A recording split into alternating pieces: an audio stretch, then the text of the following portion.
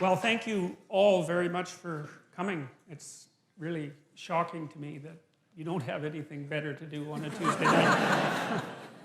No, seriously though, it is. I mean, you know, it's very strange in some sense that there's so many of you here to listen to a sequence of lectures on the psychological significance of the biblical stories. It isn't something I've wanted to do for a long time, but it still does surprise me that there's a ready audience for it. And, well, so that's good. So we'll see how it goes. And I'll start with this, because this is the right question. The right question is, why bother doing this? And I don't mean, why should I bother doing it? I have my own reasons for doing it, but you might think, well, why bother with this strange old book at all? And that's a good question, you know. It's a contradictory document that's been cobbled together over thousands of years. It's outlasted kingdoms, many, many kingdoms. You know, it's really interesting that it turns out that a book is more durable than stone. It's more durable than a castle. It's more durable than an empire. And that's really interesting, you know, that something in some sense so evanescent can be so long-living. So there's that. That's kind of a mystery. I'm approaching this whole scenario, the biblical stories, as if they're a mystery, fundamentally, because they are. There's a lot we don't understand about them. We don't understand how they came about. We don't really understand how they were put together. We don't understand why they had such an unbelievable impact on civilization. We don't understand how people could have believed them. We don't understand what it means that we don't believe them now, or even what it would mean if we did believe them. And then, on top of all that, there's the additional problem, which isn't specific to me, but is certainly relevant to me, that no matter how educated you are, you're not educated enough to discuss the psychological significance of the biblical stories. But I'm going to do my best, and partly because I want to learn more about them. And one of the things I've learned is that the best way to learn about something is to talk about it. And when I'm lecturing, I'm thinking, you know, I'm not trying to tell you what I know for sure to be the case, because there's lots of things I don't know for sure to be the case. I'm trying to make sense out of this, and I have been doing this for a long time. Now, you know, you may not, that I'm an admirer of Nietzsche. Nietzsche was a devastating critic of, I would say, dogmatic Christianity. Christianity as it was instantiated in institutions, I suppose, although he's a very paradoxical thinker, because, for example, one of the things Nietzsche said was that he didn't believe that the scientific revolution would have ever got off the ground if it hadn't been for Christianity, and more specifically for Catholicism, because he believed that over the course of really 1,000 years, the European mind, so to speak, had to train itself to interpret everything that was known within a single coherent framework. Coherent if you accept the initial axioms. A single coherent framework. And so Nietzsche believed that Catholicization of the phenomena of life and of history produced the kind of mind that was then capable of transcending its dogmatic foundations and then concentrating on something else, which in this particular case happened to be the natural world. And so Nietzsche believed that in some sense Christianity died at its own hand. It had spent a very long period of time trying to attune people to the necessity of the truth, you know, absent the corruption and all of that that's always part of any human endeavor. And then the truth, the spirit of the truth that was developed by Christianity turned on the roots of Christianity, and everyone woke up and said something like, or thought something like, well, how is it that we came to believe any of this? It's like waking up one day and noting that you really don't know why you put a Christmas tree up, but you've been doing it for a long time, and that's what people do. And you know, there are reasons that Christmas trees came about, but what would you say, the ritual lasts long after the reasons have been forgotten. So now Nietzsche, although he was a critic of Christianity and also a champion of its disciplinary capacity, because you see, the other thing that Nietzsche believed was that it was not possible to be free in some sense unless you had been a slave. And by that he meant that you don't go from childhood to full-fledged adult individuality. You go from childhood to a state of discipline, which you might think is akin to slavery, to self-imposed slavery. That would be the best scenario, where you have to discipline yourself to become something specific before you might be able to reattain the generality that you had as a child. And he believed that Christianity had played that role for Western civilization. But in the late 1800s, he announced that God was dead. And you often hear of that as something triumphant. But for Nietzsche, it wasn't, because he was too nuanced a thinker to be that simple-minded. See, Nietzsche understood that, and this is something I'm going to try to make clear, is that there's a very large amount that we don't know about the structure of experience, that we don't know about reality, and we have our articulated representations of the world, and then you could think of outside of that, there are things we know absolutely nothing about, and there's a buffer between them.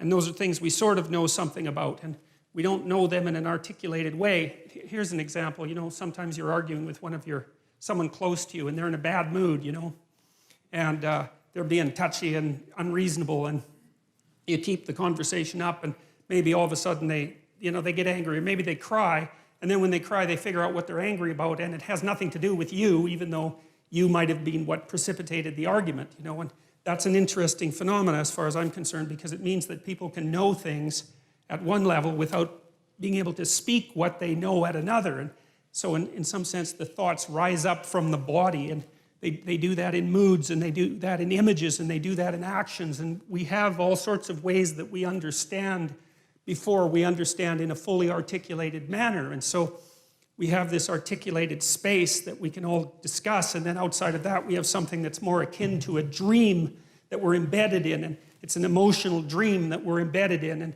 that's based at least in part on our actions, and I'll describe that later. And then outside of that is what we don't know anything about at all. And in that dream, that's where the mystics live, and that's where the artists live, and they're the mediators between the absolute unknown and the things we know for sure. And you see, what that means in some sense is what we know is established on a form of knowledge that we don't really understand, and that if those two things are out of sync, so you might say if our articulated knowledge is out of sync with our dream, then we become dissociated internally. We think things we don't act out, and we act out things we don't dream, and that produces a kind of sickness of the spirit, and that sickness of the spirit, its cure is something like an integrated system of belief and representation. And then people turn to things like ideologies, which I regard as parasites on an underlying religious substructure, to try to organize their thinking, and then that's a catastrophe. And that's what Nietzsche foresaw. You see, he knew that when we knocked the slats out of the base of Western civilization by destroying this representation, this God ideal, let's say, that we would destabilize and move back and forth violently between nihilism, let's say, and the extremes of ideology. He was particularly concerned about radical left ideology, and believed and predicted this in the late 1800s, which is really an absolute intellectual tour de force of staggering magnitude. Predicted that in the 20th century that hundreds of millions of people would die because of the replacement of these underlying dreamlike structures with this rational but deeply incorrect representation of the world. And we've been oscillating back and forth between left and right in some sense ever since, and with some good sprinkling of nihilism in there and despair. And in some sense that's the situation of the modern Western person, and increasingly of people in general. I think part of the reason that Islam has its backup with regards to the West to such a degree, there's many reasons, and not all of them are valid, that's for sure, but one of the reasons is that, they being still grounded in a dream, let's say, they can see that the rootless questioning mind of the West poses a tremendous danger to the integrity of their culture.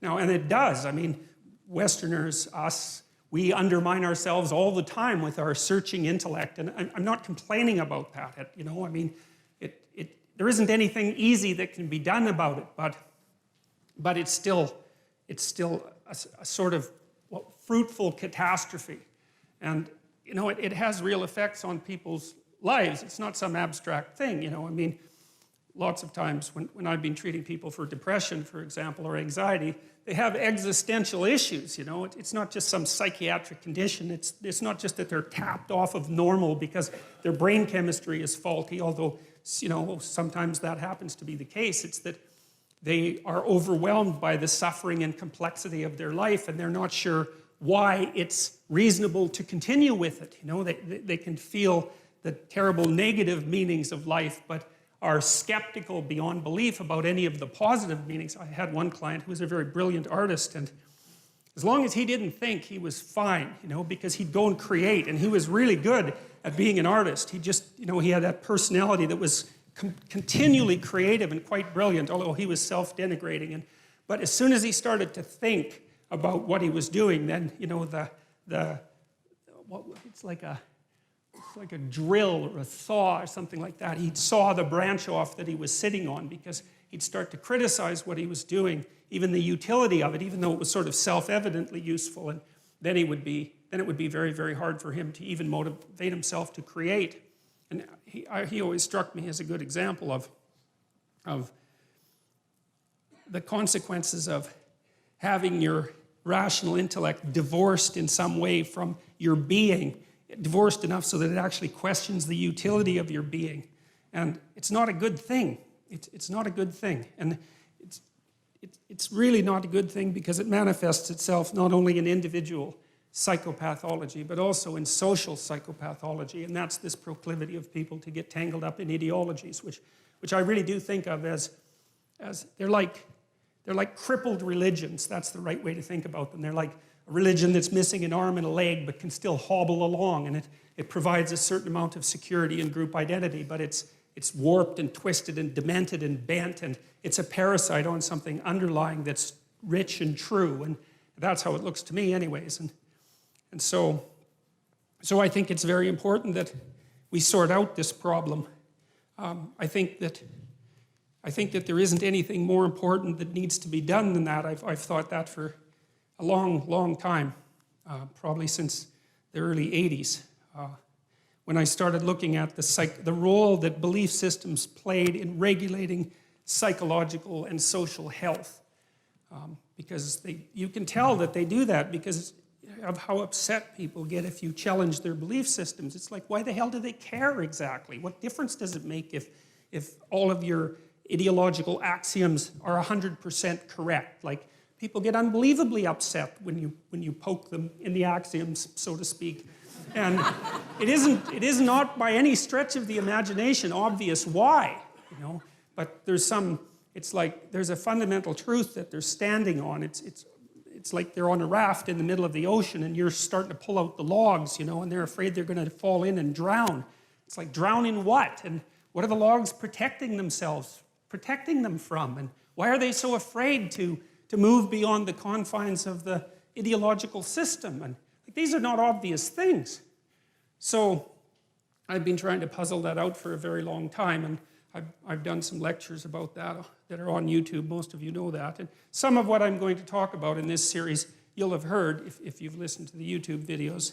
But, you know, I'm trying to hit it from different angles. And so Nietzsche's idea was that human beings were going to have to create their own values, essentially. Now, he understood that we had bodies and that we had motivations and emotions, like he was a romantic thinker in some sense, but way ahead of his time, because he knew that our capacity to think wasn't some free-floating soul, but was embedded in our physiology, constrained by our emotions, shaped by our motivations, shaped by our body. He understood that, but he still believed that the only possible way out of the problem would be for human beings themselves to become something akin to God and to create their own values.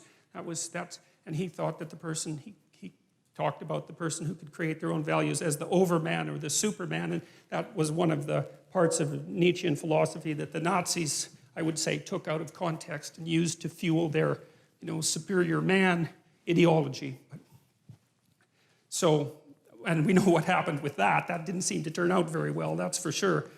And see, I also spent a lot of time reading Carl Jung, and it was through Jung and also Jean Piaget, who's a developmental psychologist, that I started to understand that our articulated systems of thought are embedded in something like a dream, and that dream is informed in a complex way by the way we act. So,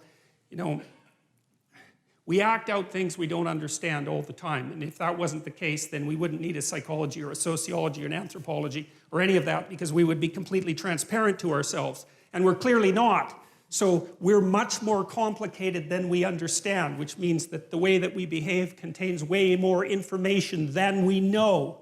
And part of the dream that surrounds our articulated knowledge has been extracted as a consequence of us watching each other behave and telling stories about it for thousands and thousands and thousands of years, extracting out patterns of behavior that characterize humanity and trying to represent them partly through imitation, but also through drama and mythology and literature and art and all of that, to represent what we're like so that we can understand what we're like. And that process of understanding is what I see unfolding, at least in part, in the biblical stories. And it's halting and partial and awkward and contradictory and all of that, which is one of the things that makes the book so complex. But I see in it the struggle of humanity to rise above its animal forebears, say, and to become conscious of what it means to be human.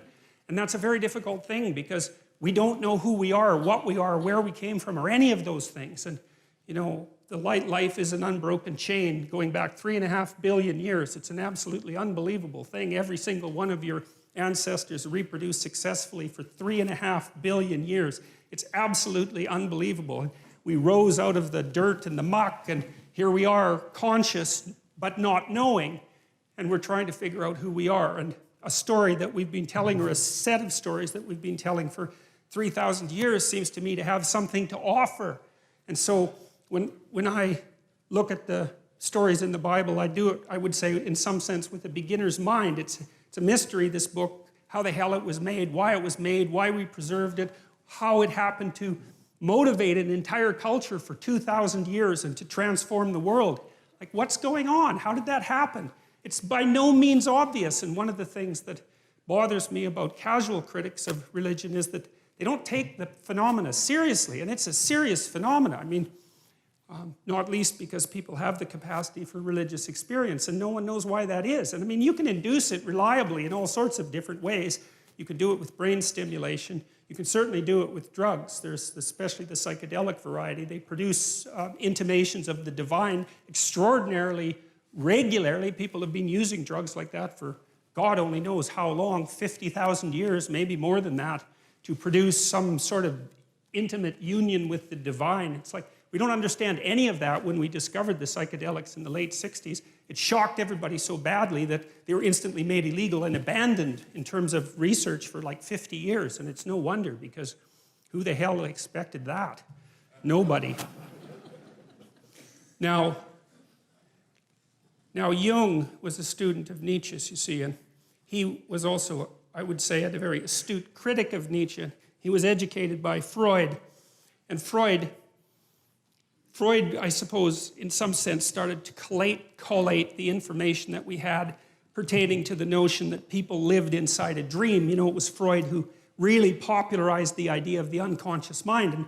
And we take this for granted to such a degree today that we don't understand how revolutionary the idea was. Like, with what's happened with Freud is that we've taken all the marrow out of his bones, so to speak, and left the husk behind. And now when we think about Freud, we just think about the husk, because that's everything that's been discarded. But so much of what he discovered is part of our popular conception now, including the idea that your perceptions and your actions and your thoughts are all, what would you say, informed and shaped by unconscious motivations that are not part of your voluntary control. And that's a very, very strange thing. It's one of the most unsettling things about the psychoanalytic theories, because the psychoanalytic theories are something like, you're a loose collection of living sub-personalities, each with its own set of motivations, perceptions and emotions and rationales, all of that. And you have limited control over that. So you're like a plurality of internal personalities that's loosely linked into a unity. You know that because you can't control yourself very well, which is one of Jung's objections to Nietzsche's idea that we could create our own values. See, Jung didn't believe that, especially not after interacting with Freud, because he saw that human beings were affected by things that were deeply, deeply affected by things that were beyond their conscious control. And no one really knows how to conceptualize those things. You know, the cognitive psychologists think about them in some sense as computational machines. And the ancient people, I think, thought of them as gods, although it's more complex than that. Like rage would be a god. Mars, the god of rage, that's the thing that possesses you when you're angry. You know, it has a viewpoint and it says what it wants to say, and that might have very little to do with what you want to say when you're being sensible. And it doesn't just inhabit you, it inhabits everyone, and it lives forever, and it even inhabits animals. And so it's this transcendent psychological entity that inhabits the body politic like a thought inhabits the brain. That's one way of thinking about it. It's a very strange way of thinking, but it certainly has its merits. And those things, well, in some sense, those are deities, although it's not that simple. And so Jung got very interested in dreams and started to understand the relationship between dreams and myths, because he would see in his clients' dreams echoes of stories that he knew because he was deeply read in mythology. And then he started to believe that the dream was the birthplace of the myth, and that there was a continual interaction between the two processes, the dream and the story, and storytelling. And, well, you know, you tend to tell your dreams as stories when you remember them. And some people remember dreams all the time, like 2 or 3 a night. I've had clients like that, and they often have archetypal dreams that have very clear mythological structures. I think that's more the case with people who are creative, by the way, especially if they're a bit unstable at the time, because the dream tends to occupy the space of uncertainty and to concentrate on fleshing out the unknown reality before you get a real grip on it. So it's like the dream is the birthplace of thinking. That's a good way of thinking about it. And so because it's the birthplace of thinking, it's not that clear. It's doing its best to formulate something. That was Jung's notion, as opposed to Freud, who believed that there were sensors, internal sensors, that were hiding the dream's true message. That's not what Jung believed. He believed the dream was doing its best to express a reality that was still outside of fully articulated conscious comprehension. It was, because you think, look, a thought appears in your head, right? That's obvious. Bang, it's nothing you ever ask about. But what the hell does that mean? A thought appears in your head. What kind of ridiculous explanation is that? You know, it just doesn't help with anything. Where does it come from? Well, nowhere. It just appears in my head. Okay, well, that's not a very sophisticated explanation, as it turns out, you know? And so you might think that those thoughts that you think, well, where do they come from? Well, they're often someone else's thoughts, right? Someone long dead, that might be part of it, just like the words you use to think are utterances of people who've been long dead. And so you're informed by the spirit of your ancestors. That's one way of looking at it. And your motivations speak to you, and your emotions speak to you, and your body speaks to you. And it all does all that, at least in part, through the dream. And the dream is the birthplace of the fully articulated idea. They don't just come from nowhere fully fledged, right? They have a developmental origin, and God only knows how lengthy that origin is. Even to say something like, I am conscious, you know, that's taken...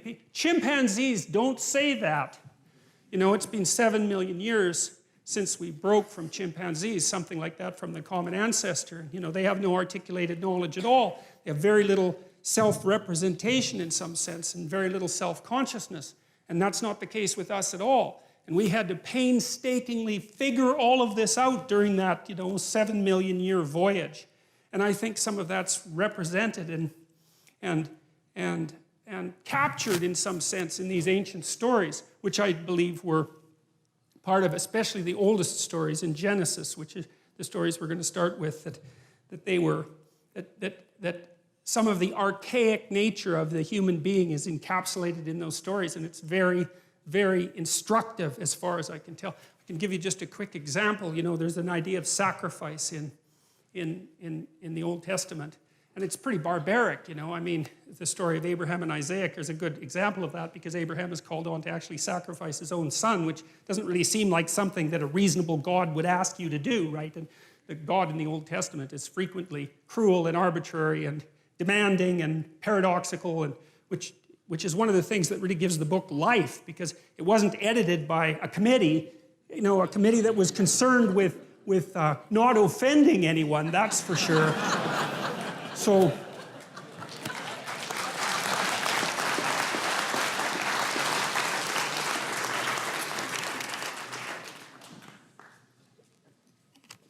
Jung believed that the dream was the birthplace of thought. And I've been extending that idea, because one of the things I wondered about deeply was, you know, you have a dream and then someone interprets it. And you can argue about whether or not an interpretation is valid, just like you can argue about whether your interpretation of a novel or movie is valid, right? It's a very difficult thing to determine with any degree of accuracy, which counts in part for the postmodern critique. But my observation has been that people will present a dream, and sometimes we can extract out real useful information from it that the person didn't appear to know. You know, and they get a flash of insight, and to me that's a marker that we've stumbled on something that unites part of that person that wasn't united before. It pulls things together, which is often what a good story will do, or sometimes a good theory. You know, things snap together for you, and there's a little light goes on, and that's one of the markers that I've used for accuracy in dreams. And I know in my own family, when I was first married, you know, I'd have fights with my wife, arguments about this and that. And I'm fairly hot-headed, and so I'd get all puffed up and, you know, agitated about whatever we were arguing about, and she'd go to sleep, which was really annoying, you know, so annoying. Because I couldn't sleep, right? I was like chewing off my fingernails, and she'd be like sleeping peacefully beside me. It's like maddening. So, but often she'd have a dream, you know, and then the next morning she'd discuss it with me, and then we could unravel what was at the bottom of our argument. And that was unbelievably useful, even though it was extraordinarily aggravating. So you know, I was convinced by Jung. It looked to me like his ideas about the relationship between dreams and mythology and drama and literature made sense to me, and the relationship between that and art. I know this native carver, he's a Kwakwaka'wakw guy. He's carved a bunch of wooden sculptures, totem poles, and masks that I have in my house. And he's a very interesting person, not literate, not particularly literate, and really still steeped in this ancient 13,000-year-old tradition. He's an original language speaker. And the fact that he isn't literate has sort of left him with the mind of someone who's pre-literate. And pre-literate people aren't stupid, they're just not literate, so their brains are organized differently in many ways. And I've asked him about his intuition for his carvings, and he's told me that he dreams, like you've seen the Haida masks, you know what they look like. Well, his people are closely related to the Haida, so it's the same kind of style.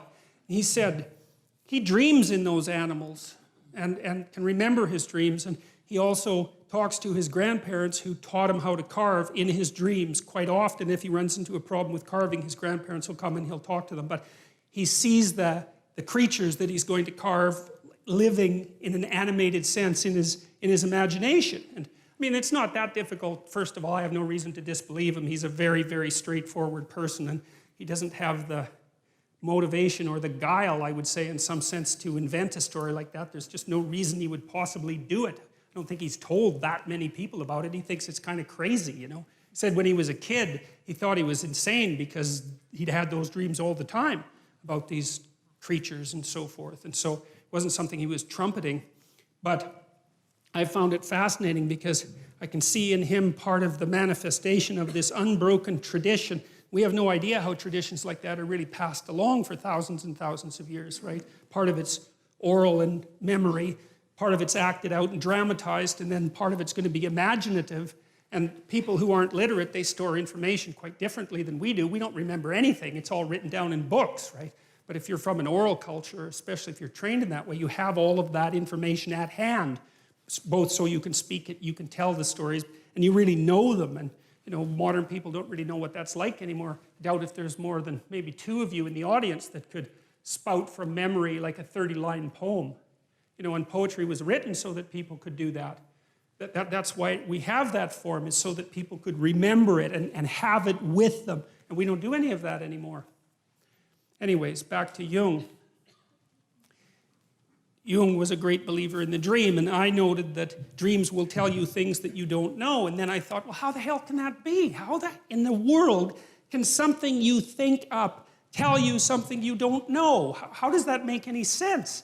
First of all, why don't you understand it? Why does it have to come forth in the form of the dream? It's like there's something going on inside you that you don't control, right? The dream happens to you just like life happens to you. I mean, there is the odd lucid dreamer who can, apply a certain amount of conscious control, but most of the time you're laying there asleep and this crazy, complicated world manifests itself inside you, and you don't know how. You can't do it when you're awake.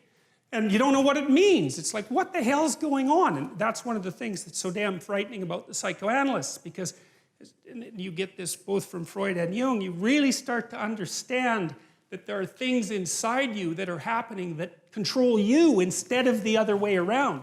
There's a bit of reciprocal control, but there's manifestations of spirits, so to speak, inside you that determine the manner in which you walk through life. And you don't control it. And what does? Is it random? There are people who have claimed that dreams are merely the consequence of random neuronal firing, which is a theory I think is absolutely absurd, because there's nothing random about dreams. They're very, very structured and very, very complex, and they're not like snow on a television screen or static on a radio. Like, those things are complicated. And then also I've seen so often that people have very coherent dreams that have a perfect narrative structure. They're fully developed in some sense, and so that theory just doesn't go anywhere with me. I just can't see that as useful at all. And so I'm more likely to take the phenomena seriously and say, well, there's something to dreams. Well, you dream of the future, and then you try to make it into a reality. That seems to be an important thing. Or maybe you dream up a nightmare and try to make that into a reality, because people do that too if they're hell-bent on revenge, for example, and full of hatred and resentment. That manifests itself in terrible fantasies. Those are dreams, then people go act them out. These things are powerful, and whole nations can get caught up in collective dreams. That's what happened to the Nazis. That's what happened to Nazi Germany in the 1930s. It was an absolutely remarkable, amazing, horrific, destructive spectacle. And the same thing happened in the Soviet Union. The same thing happened in China. It's like, we have to take these things seriously, and try to understand what's going on. So Jung believed that the dream could contain more information than was yet articulated. You think artists do the same thing, like people go to museums and they look at paintings, Renaissance paintings or modern paintings, and they don't exactly know why they're there. I was in this room in New York. I don't remember which museum, but it was a room full of Renaissance art, great painters, the greatest painters, and thought maybe that room was worth $1 billion or something outrageous, because there was like 20 paintings in there, so priceless. And the first thing is, well, why are those paintings worth so much? And why is there a museum in the biggest city in the world devoted to them? And why do people from all over the world come and look at them? What the hell are those people doing? One of them was of the Assumption of Mary, beautifully painted, absolutely glowing work of art. And there's like 20 people standing in front of it looking at it. And you think, what are those people up to? They don't know. Why did they make a pilgrimage to New York to come and look at that painting? It's not like they know. Why is it worth so much? I know there's a status element to it too, but that begs the question, why do those items become such high status items? What is it about them that's so absolutely remarkable? Well, we're strange creatures. So I was trying to figure out in part, well, where did the information that's in the dream come from? Because it has to come from somewhere, and you could think about it as a revelation. Because it's like it springs out of the void and it's new knowledge and it's a revelation. You didn't produce it, it just appears. But one of the things I want to do with this series is, like, I'm scientifically minded and I'm quite a rational person, and I like to have an explanation for things that's rational and empirical before I look for any other kind of explanation. And I don't want to say that everything that's associated with divinity can be reduced in some manner to biology or to an evolutionary history or anything like that. But insofar as it's possible to do that reduction, I'm going to do that.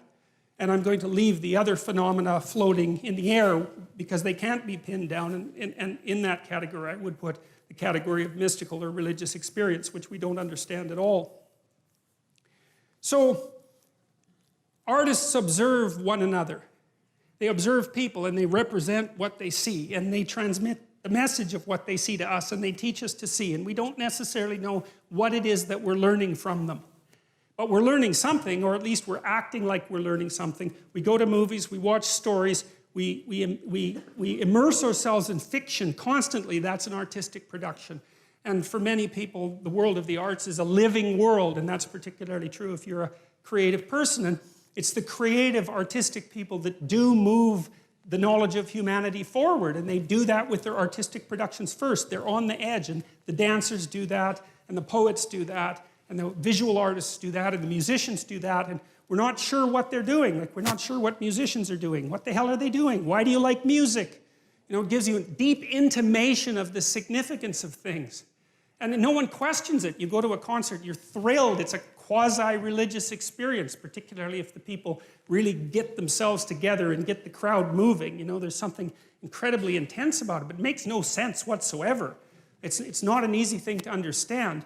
Music is deeply patterned, and patterned in layers, and I think that has something to do with it, because reality is patterned and deeply patterned in layers, and so I think music is representing reality in some fundamental way, and that we get into the sway of that and sort of participate in being, and that's part of what makes it such an uplifting experience. But we don't really know that's what we're doing. We just go do it, and it's nourishing for people, right? I mean, young people in particular, lots of them live for music. It's where they derive all their meaning, their cultural identity. Everything that's nourishing comes from their affiliation with their music and is part of their cultural identity.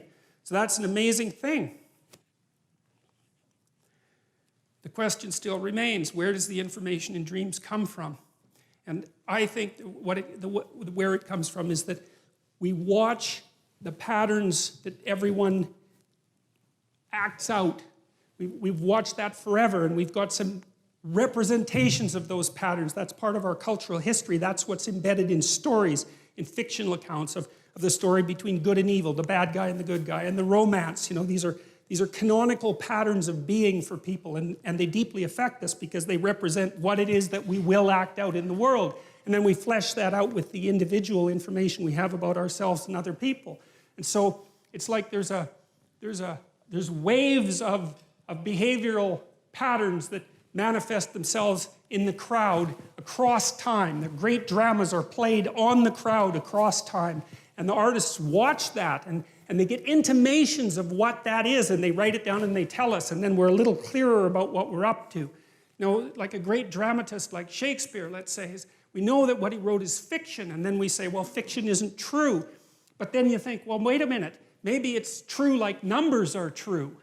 You know, numbers are an abstraction from the underlying reality, but no one in their right mind would really think numbers aren't true. You could even make a case that the numbers are more real than the things that they represent, right? Because the abstraction is so insanely powerful. Once you have mathematics, you're just deadly. You can move the world with mathematics. And so it's not obvious that the abstraction is less real than the more concrete reality. And you take a work of fiction like Hamlet, and you think, well, is that, it's not true because it's fiction. But then you think, wait a minute, what kind of explanation is that? Like, maybe it's more true than nonfiction, because it takes the story that needs to be told about you, and the story that needs to be told about you, and you, and you, and you, and abstracts that out and says, look, here's something that's a key part of the human experience as such, right? So it's an abstraction from this underlying noisy substrate.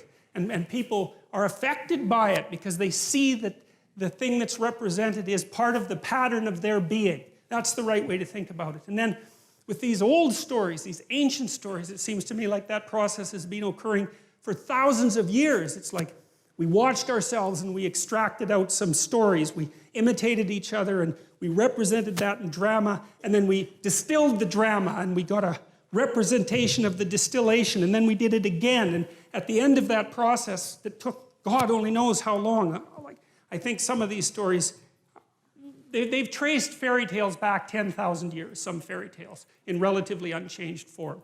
And it certainly seems to me that the archaeological evidence, for example, suggests that the really old stories that the Bible begins with are at least that old and likely embedded in a prehistory that's far older than that. And you might think, well, how can you be so sure? And the answer to that in part is that cultures that don't change, like the ancient cultures, right? They didn't change as fast as us. They stay the same. That's the answer. So they keep their information moving generation to generation. That's how they stay the same. And so we know, again, in the archaeological record, there are records of rituals that have remained relatively unbroken for up to 20,000 years. It was discovered in caves in Japan that were set up for a particular kind of bear worship that was also characteristic of Western Europe. So these things can last for very long periods of time. We're watching each other act in the world. And then the question is, well, how long have we been watching each other? And the answer to that, in some sense, is, well, as long as there's been creatures with nervous systems. And that's a long time, that's some hundreds of millions of years, perhaps longer than that. We've been watching each other, trying to figure out what we're up to across that entire span of time. And some of that knowledge is built right into our bodies, which is why we can dance with each other, for example, right? Because understanding isn't just something that you have as an abstraction, it's something that you act out, That's what children are doing when they're learning to rough and tumble play, is they're learning to integrate their body with the body of someone else in a harmonious way, learning to cooperate and compete, and that's all instantiated right into their body. It's not abstract knowledge. They don't know that they're doing that, they're just doing it. And so we can even use our body as a representational platform. So we've been studying each other for a long time, abstracting out what is it that we're up to, and that's what is it we're up to? What should we be up to? That's even a more fundamental question. If you're going to live in the world and you're going to do it properly, what does properly mean? And how is it that you might go about that? Well, it's the right question, right? It's what everyone wants to know. How do you live in the world? Not what is the world made of? It's not the same question. How do you live in the world? It's the eternal question of human beings. And I guess we're the only species that has ever really asked that question, because all the other animals, they just go and do whatever they do. Not us. It's a question for us. We have to become aware of it. We have to be able to speak it. God only knows why. But that seems to be the situation. So we act. That acting is shaped by the world. That acting is shaped by society into something that we don't understand, but that we can model. We model it in our stories. We model it with our bodies. And that's where the dream gets its information. The dream is part of the process that's watching everything and then trying to formulate it and trying to say, well, trying to get the signal out from the noise and to portray it in dramatic form, because a dream is a little drama. And then you get the chance to talk about what that dream is. And then you have something like articulated knowledge at that point. And so the Bible, I would say, it exists in that space that's half into the dream and half into articulated knowledge. It's something like that. And going into it to find out what the stories are about it can aid our self-understanding. And then the other issue is that if Nietzsche was correct, and if Dostoevsky or Jung was correct, and Dostoevsky as well, without the cornerstone that understanding provides, we're lost. And that's not good, because then we're susceptible to psychic pathology. That's psychological pathology. The people who are adamant anti-religious thinkers seem to believe that if we abandoned our immersement in the underlying dream, that we'd all instantly become rationalists like Descartes or Bacon, or intelligent, clear-thinking, rational, scientific people. And I don't believe that for a moment, because I don't think there's any evidence for it. I think we would become so irrational so rapidly that the weirdest mysteries of Catholicism would seem positively rational by contrast. And I think that's already happening. So...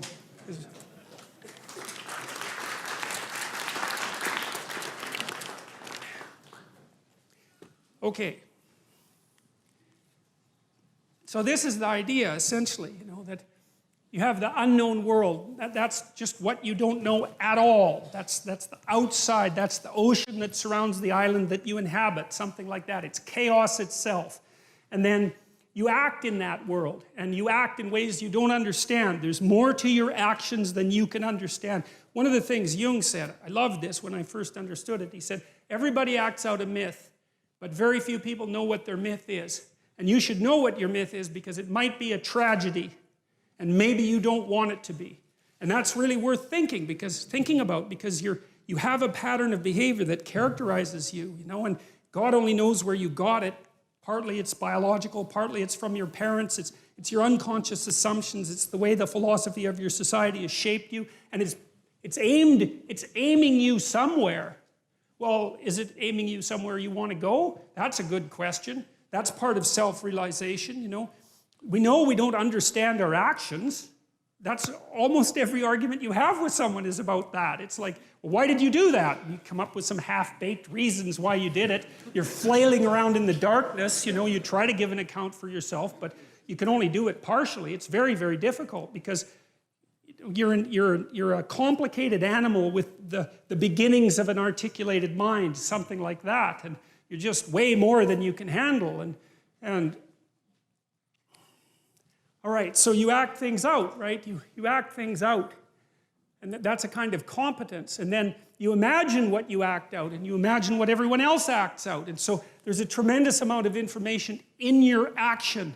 And then that information is translated up into the dream and into art, into mythology and literature. And there's a tremendous amount of information in that.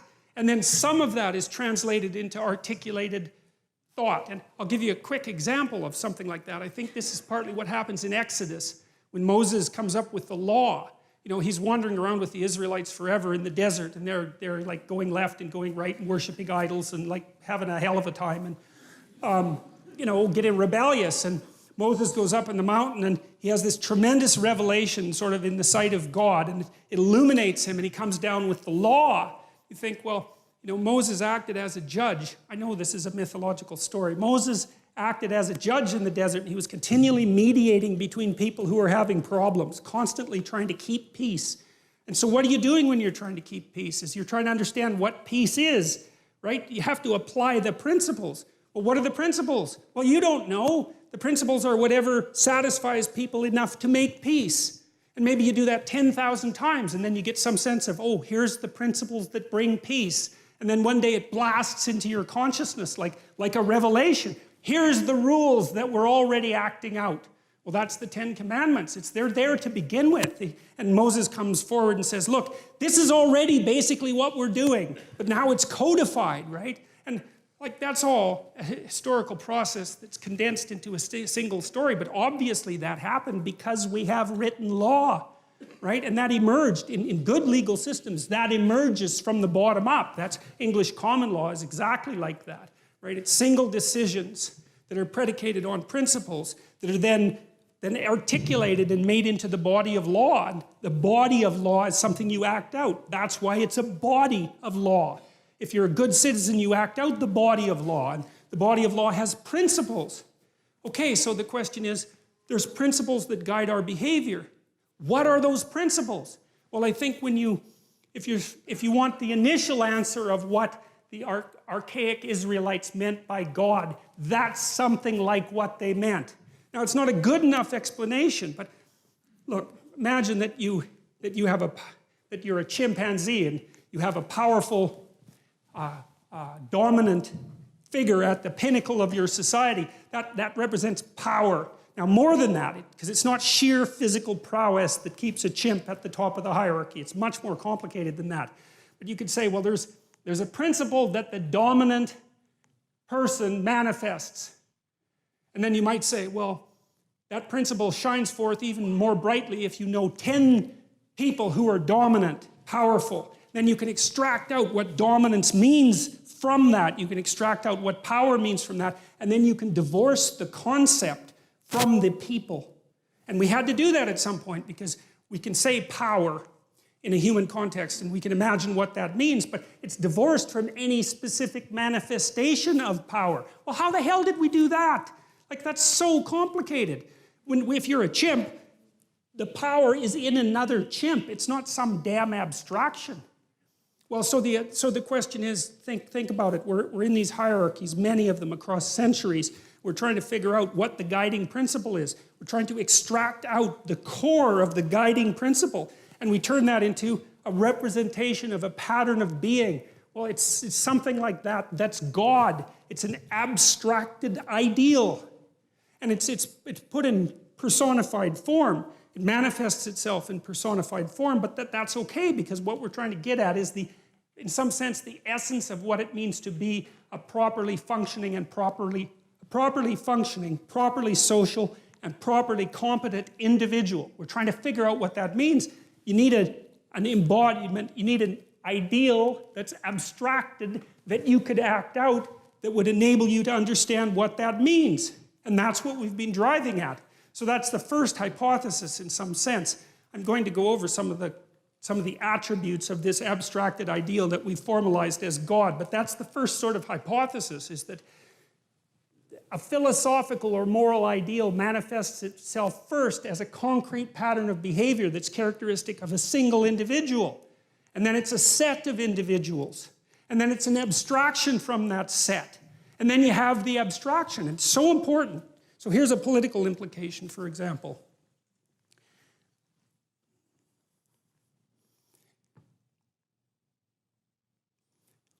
One of the debates, we might say, between early Christianity and the late Roman Empire was whether or not an emperor could be God, literally, right? To be deified, to be put in a temple.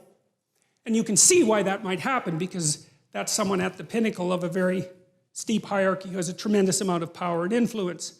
But the Christian response to that was, never confuse the specific sovereign with the principle of sovereignty itself. It's brilliant.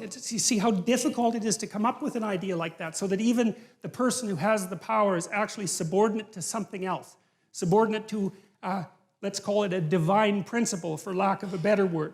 So that even the king himself is subordinate to the principle. And we still believe that, because we believe that our president, our prime minister, is subordinate to the damn law, whatever the body of law, right? There's a principle inside that even the leader is subordinate to.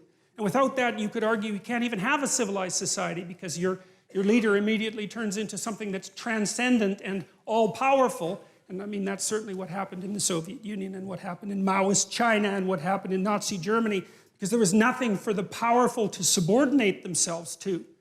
You're supposed to be subordinate to God. So what does that mean? Well, we're going to tear that idea apart, but partly what it means is that you're subordinate, even if you're sovereign, to the principle of sovereignty itself. And then the question is, what the hell is the principle of sovereignty? And I could say, we have been working that out for a very long period of time. And so that's one of the things that we'll talk about, because the ancient Mesopotamians and the ancient Egyptians had some very interesting, dramatic ideas about that. So, just for example, very briefly, there was a deity known as Marduk. And Marduk, he was a Mesopotamian deity. And imagine this is sort of what happened, is that as an empire grew out of the post-Ice Age, say 15,000 years ago, 10,000 years ago, all these tribes came together, and these tribes each had their own deity, their own image of the ideal, but then they started to occupy the same territory, right? And so then one tribe had God A and one tribe had God B, and one could wipe the other one out, and then it would just be God A who wins. But that's not so good, because, well, maybe you want to trade with those people, or maybe you don't want to lose half your population in a war, something like that. So then you have to have an argument about whose God is going to take priority, which ideal is going to take priority. And what seems to happen is that's represented in mythology as a battle of the gods in sort of celestial space, but from a practical perspective, it's more like an ongoing dialogue. You believe this, I believe this. You believe that, I believe this. How are we going to meld that together? So you take God A and you take God B, and maybe what you do is extract God C from them. And you say, well, God C now has the attributes of A and B. And then some other tribes come in, and then C takes them over too. And so you get, like with Marduk, for example, he has a multitude of names, 50 different names. Well, those are names at least in part, of the subordinate gods that represented the tribes that came together to make the civilization. That's part of the process by which that abstracted ideal is abstracted. You think this is important, and it works because your tribe's alive, and you think this is important, and it works because your tribe is alive. And so we'll take the best of both if we can manage it, and extract out something that's even more abstract that covers both of us if we can do it. And one of the things that's really interesting about Marduk, I'll just give you a couple of his features, but he has eyes all the way around his head. He's elected by all the other gods to be king god, so that's the first thing. That's quite cool. And they elect him because they're facing a terrible threat, sort of like a flood and a monster combined, something like that. And Marduk basically says that if they elect him top god, then he'll go out and stop the flood monster, and they won't all get wiped out. It's a serious threat. It's chaos itself making its comeback. And so all the gods agree. And Marduk is a new manifestation. He's got eyes all the way around his head, and he speaks magic words. And then he also goes out, and when he fights this deity called Tiamat. And we need to know that because the word Tiamat is associated with the word Tehom, T-E-H-O-M, and Tehom is the chaos that God makes order out of at the beginning of time in Genesis. So it's linked very tightly to this story. And Marduk, with his eyes and his capacity to speak magic words, goes out to confront Tiamat, who's like a watery sea dragon, something like that. It's a classic St. George story to go out and wreak havoc on the dragon. And he cuts her into pieces, and he makes the world out of her pieces. And that's the world that human beings live in. And the Mesopotamian emperor acted out Marduk. He was allowed to be emperor insofar as he was a good Marduk. And so that meant that he had eyes all the way around his head, and he could speak magic. He could speak properly. And so that we're starting to understand there at that point the essence of leadership, right? Because what's leadership? It's the capacity to see what the hell's in front of your face and maybe in every direction, and then the capacity to use your language properly in a transformative manner and to transform chaos into order. And God only knows how long it took the Mesopotamians to figure that out, and the best they could do is dramatize it, but it's staggeringly brilliant.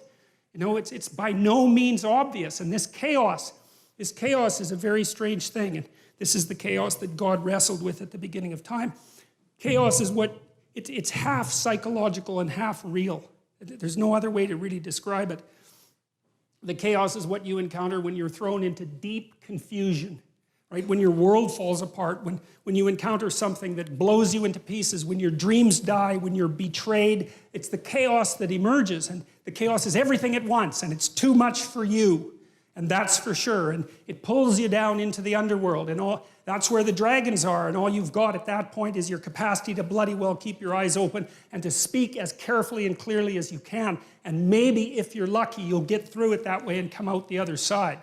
And it's taken people a very long time to figure that out. And it looks to me like the idea is erected on the platform of our ancient ancestors, maybe tens of millions of years ago, because we seem to represent that which disturbs us deeply, using the same system that we use to represent like serpentile or other carnivorous predators. And we're biological creatures, right? So when we've formulated our capacity to abstract, our strange capacity to abstract and use language, we still have all those underlying systems that were there when we were only animals. And we have to use those systems there. They're part of the emotional and motivational architecture of our thinking. And part of the reason we can demonize our enemies who upset our axioms is because we perceive them as if they're carnivorous predators. We do it with the same system. And that's chaos itself, the thing that always threatens us, right? The snakes that came to the trees when we lived in them like 60 million years ago. It's the same damn systems. So the Marduk story is partly the story of using attention and language to confront those things that most threaten us. And some of those things are real world threats, but some of them are psychological threats, which are just as profound but far more abstract. But we use the same systems to represent them. It's why you freeze if you're frightened, right? You're a prey animal. You're like a rabbit. You've seen something that's going to eat you. You freeze. And that way you're paralyzed. You're turned to stone, which is what you do when you see a Medusa with a head full of snakes, right? You're turned to stone. You're paralyzed. And the reason you do that is because you're using the predator detection system to protect yourself. Your heart rate goes way up, and you get ready to move. Things that upset us rely on that system. And then the story, the Marduk story, for example, is the idea that if there are things that upset you, chaotic, terrible, serpentine, monstrous, underworld things that threaten you, the best thing to do is to open your eyes and get your speech organized and go out and confront the thing and make the world out of it. And it's staggering. When I read that story and started to understand it, it just blew me away that it's such a profound idea. And we know it's true, too, because we know in psychotherapy, for example, that you're much better off to confront your fears head on than you are to wait and let them find you. And so partly what you do if you're a psychotherapist is you help people break their fears into little pieces, the things that upset them, and then to encounter them one by one and master them. And so you're teaching this process of eternal mastery over the strange and chaotic world. And that all of that makes up some of the background. We haven't even got to the first sentence of the biblical stories yet.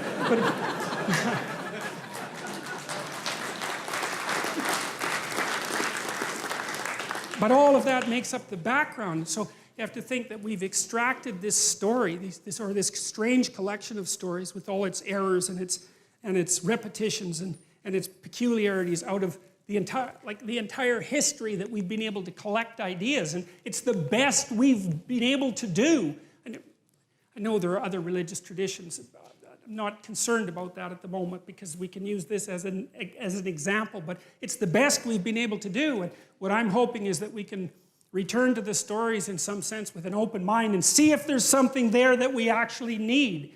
And I hope that that will be the case. And as I said, I'll approach it as rationally as I possibly can. So, well, this is the idea to begin with, is we have the unknown as such, and then we act in it, like animals act. They act first. They don't think, they don't imagine, they act. And that's where we started. We started by acting. And then we started to be able to represent how we acted. And then we started to talk about how we represented how we acted. And that enabled us to tell stories, because that is what a story is. It's to tell about how you represent how you act.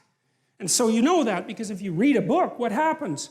You read the book and images come to mind of the people in the book behaving, right? It's one step from acting it out. You don't act it out because you can abstract. You can represent action without having to act it out. It's an amazing thing, and that's part of the development of the prefrontal cortex. It's part of the capacity for human abstract thought, is that you can pull the behavior, the representation of the behavior, away from the behavior and manipulate the representation before you enact it. That's why you think, is so that you can generate a pattern of action and test it out in a fictional world before you embody it and die because you're foolish, right? You let the representation die, not you, and that's why you think. And so that's partly what we're trying to do with these stories. What do I hope to accomplish? I hope to end this 12-lecture series knowing more than I did when I started.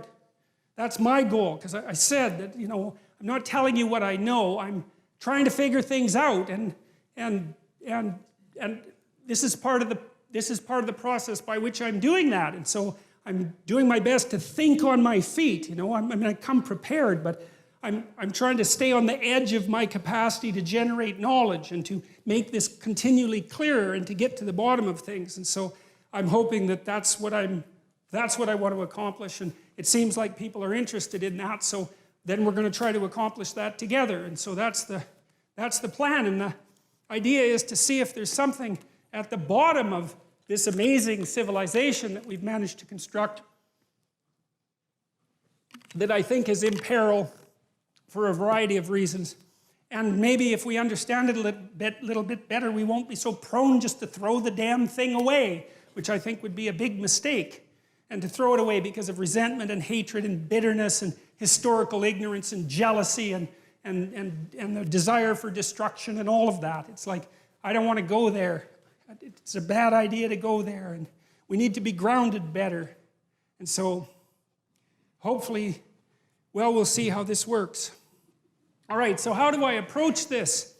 Well, first of all, I think in evolutionary terms, as far as I'm concerned, the cosmos is 15 billion years old, and the world is 4.5 billion years old, and there's been life for 3.5 billion years, and there were creatures that had pretty developed nervous systems 300 to 600 million years ago, and we were living in trees as small mammals 60 million years ago, and we were down on the plains between 60 million and 7 million years ago, and that's about when we split from chimpanzees, and modern human beings seem to emerge about 150,000 years ago, and civilization pretty much after the last ice age, something after 15,000 years ago. Not very long ago at all, you know. And that's the span across which I want to understand.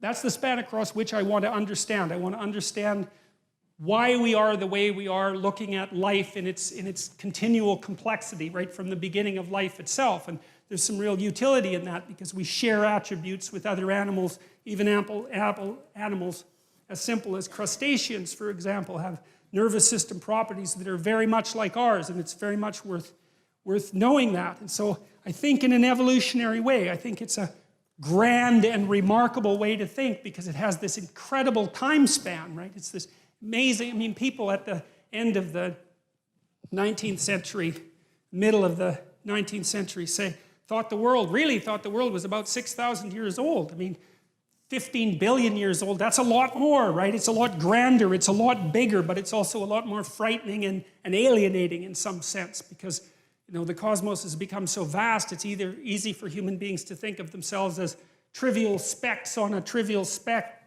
out some misbegotten hellhole end of the galaxy among hundreds of millions of galaxies, right? It's very easy to see yourself as nothing in that span of time, and that's a real challenge for people, and I think it's a mistake to think that way because I think consciousness is far more than we think it is, but it's still something we have to grapple with. I'm a psychoanalytic thinker, and what that means is that I believe that people are collections of subpersonalities and that those subpersonalities are alive. They're not machines. They have their viewpoint, they have their wants, they have their perceptions, they have their arguments, they have their emotions. They're like low-resolution representations of you. You know, when you get angry, it's a very low-resolution representation of you. It only wants rage, or it only wants something to eat, or it only wants water, it only wants sex. It's you, but shrunk and focused in a specific direction. And all those motivational systems are very, very ancient, very archaic, and very, very powerful.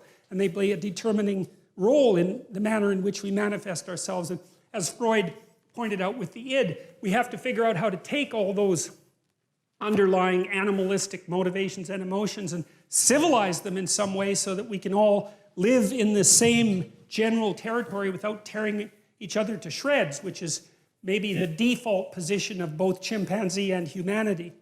You know, so I take that seriously, the idea that we're a loose collection of spirits, and that you know, it says in the Old Testament somewhere that the fear of God is the beginning of wisdom, and I think this is akin to that. If you know that you're not in control of yourself thoroughly, and that there are other factors behind the scenes, like the Greeks thought that human beings were the playthings of the gods. That's the way they conceptualized the world. And they sort of meant the same thing. They meant that there are these great forces that move us, that we don't create, that we're subordinate to in some sense. Not entirely, but we can be subordinate to them, and they move our destinies. That was the Greek view, and there's something, it teaches you humility to understand that there's a hell of a lot more going on behind the scenes, and you're the driver of a very complex vehicle, but you don't understand the vehicle very well, and it's got its own motivations and methods, and sometimes you think it's doing something, and it's doing something completely different. You see that in psychotherapy all the time because, you know, you help someone unwind a pattern of behavior that they've manifested forever. First of all, they describe it, then they become aware of it, then maybe they start to see what the cause is. They had no idea why they were acting like that. You know, they have to have the memory that produced the behavioral pattern to begin with. It has to be brought back to mind, and then it has to be analyzed and assessed, and then they have to think about a different way of acting, and it's extraordinarily complex. So, psychoanalytic, literary. Well, there's this postmodern idea about literature, and about the world for that matter, that if you take a complex piece of literature like a Shakespeare play, there's no end to the number of interpretations that you can make of it. You know, you can interpret each word, you can interpret each phrase, each sentence, each paragraph, you can interpret the entire play. The way you interpret it depends on how many other books you've read, depends on your orientation in the world. It depends on a very, very large number of things, how cultured you are or how much culture you lack. All of those things. It opens up a huge vista for potential interpretation. And so the postmodernists sort of stubbed their toe on that and thought, well, if there's this vast number of interpretations of any particular literary work, how can you be sure that any interpretation is more valid than any other interpretation? And if you can't be sure, then how do you even know those are great works? How do you know they can't? Maybe they're just works that the people in power have used to facilitate their continual accession of power, which is really a postmodern idea and a very, very cynical one, but it has its point. But the thing is, it's grounded in something real, right? It's like, yes, you can interpret things forever. I want to show you something here, just briefly. We'll go back to it later. Look at this. This is one of the coolest things I've ever seen.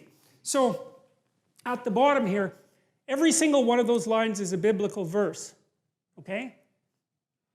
Now, the length of the line is proportionate to how many times that verse is referred to in some way by some other verse. So you say, well, this is the first hyperlinked book, right? I'm dead serious about that.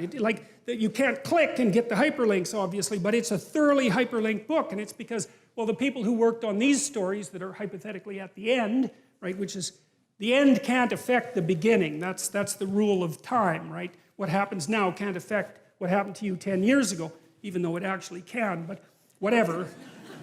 Well, you reinterpret things, right, and then they're not the same, but whatever, we won't get into that. But technically speaking, the present cannot affect the past, but if we're looking at a piece of literature, that's not right, because when you write the end, you know what was at the beginning, and when you write the beginning, or edit it, you know what's at the end. And so you can weave the whole thing together. And there's 65,000 cross-references, and that's what this map shows. And so that's a great visual representation of the book. And then you can see, well, why is it deep? Why is the book deep? Well, just imagine how many pathways you could take through that, right? I mean, you just journey through that forever. You'd never, ever get to the end of it.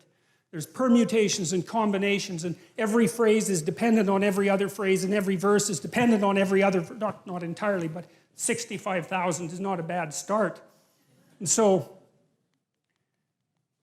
okay, well, so that's another issue in some sense that seems to make the postmodernist critique even more correct. How in the world are you going to extract out a canonical interpretation of something like that? It's like it's not possible. But here's the issue, as far as I can tell. So when the postmodernists extended that critique to the world, they said, look, well, a text is complicated enough. You can't extract out a canonical interpretation. What about the world? The world's way more complicated than a text, and so there's an infinite number of ways that you can look at the world. And so how do we know that any one way is better than any other way? And that's a good question.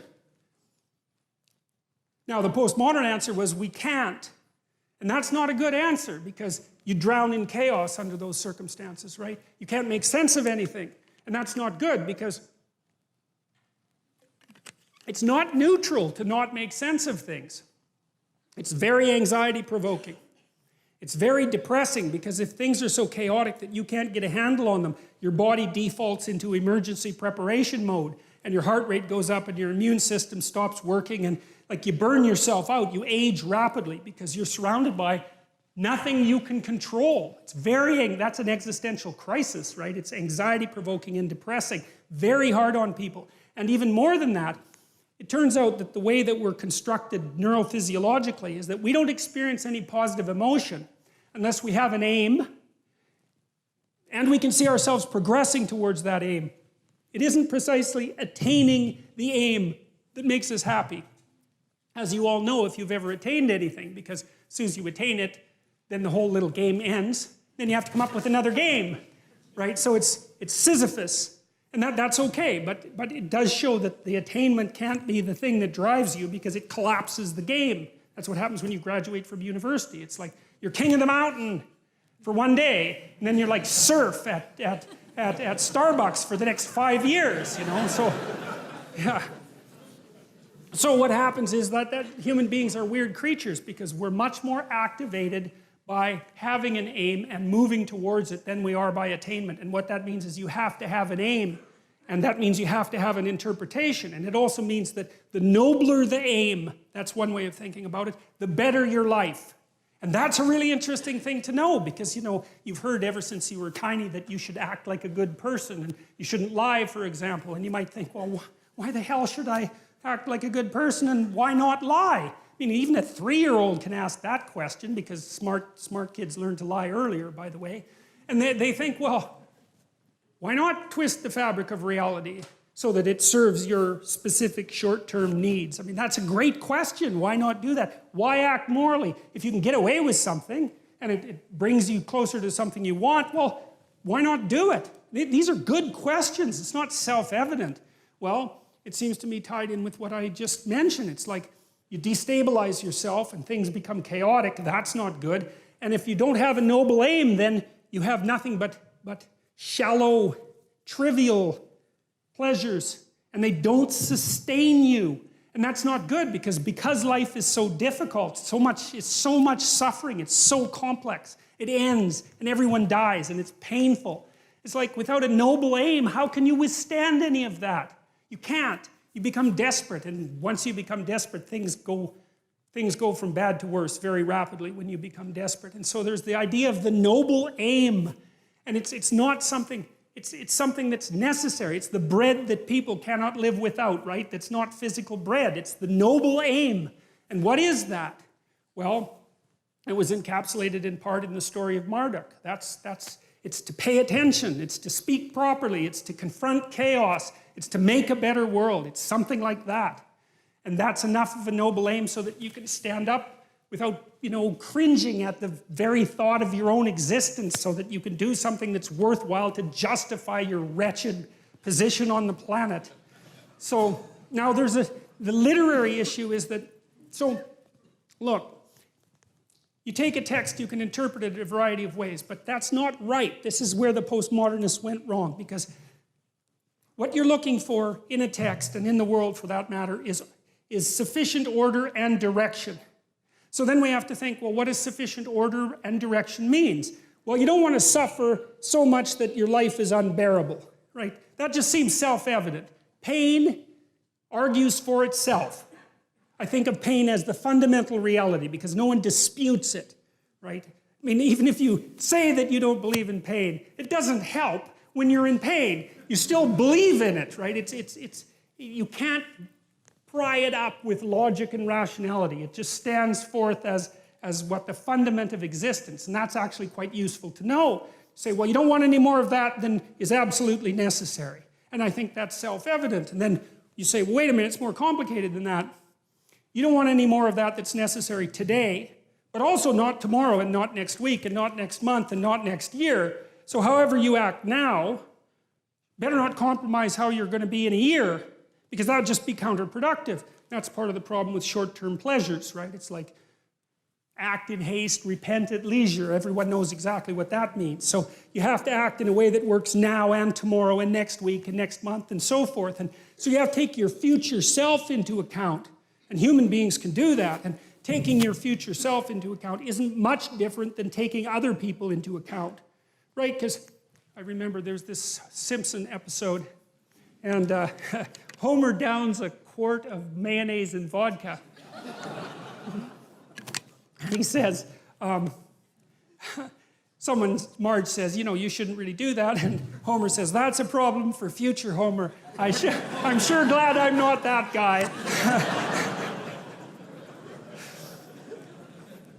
That's so ridiculously comical, But you see, we have to grapple with that. And so the you that's out there in the future is sort of like another person. And so figuring out how to conduct yourself properly in relationship to your future self isn't much different than figuring out how to conduct yourself in relationship to other people. But then we could expand the constraints. Not only does the interpretation that you extract have to protect you from suffering and give you an aim, but it has to do it in a way that's iterable, So it works across time, and then it has to work in the presence of other people so that you can cooperate with them and compete with them in a way that doesn't make you suffer more. And people they're not that tolerant. You know, I mean, they have choices. They don't have to hang around with you. They can hang around with any one of these other primates. And so if you don't act properly, at least within certain boundaries, it's like you're just cast aside. And so people are broadcasting information at you all the time about how you need to interpret the world so they can tolerate being around you. And you need that because socially isolated, you're insane and then you're dead. No one can tolerate being alone for any length of time.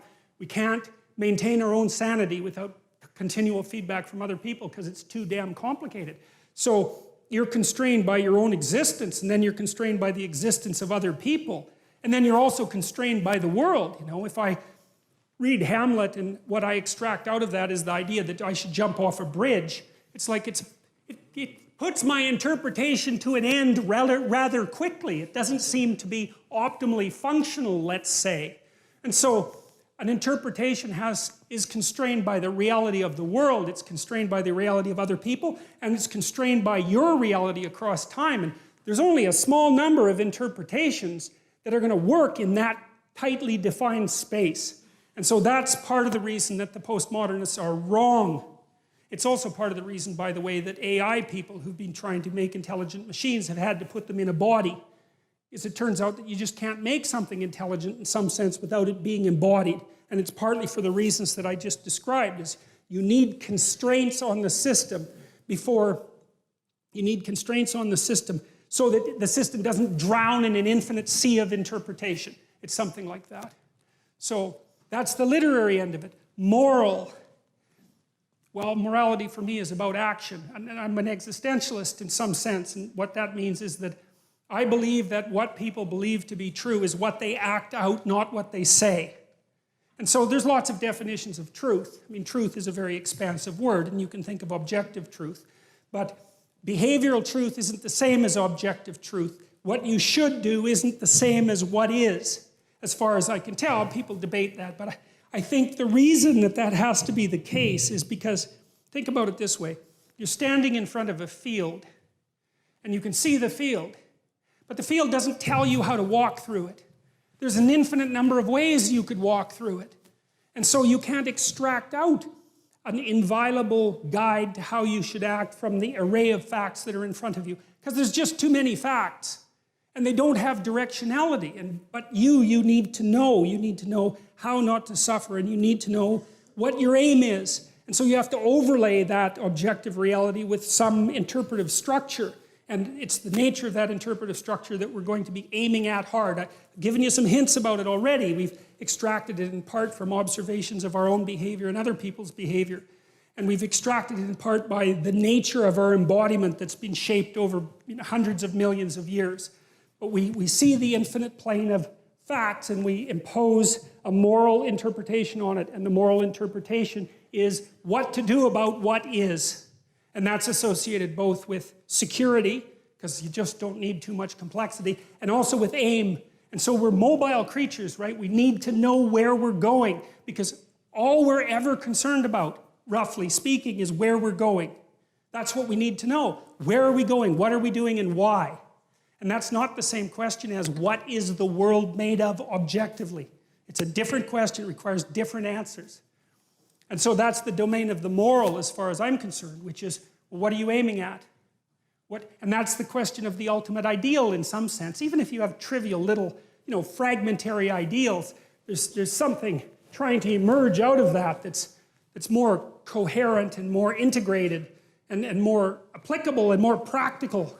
And that's the other thing, is that, you think about literature and you think about art and you think those aren't very tightly tied to the earth. They're Empyrean and airy and spiritual, and they don't seem practical, but I'm a practical person.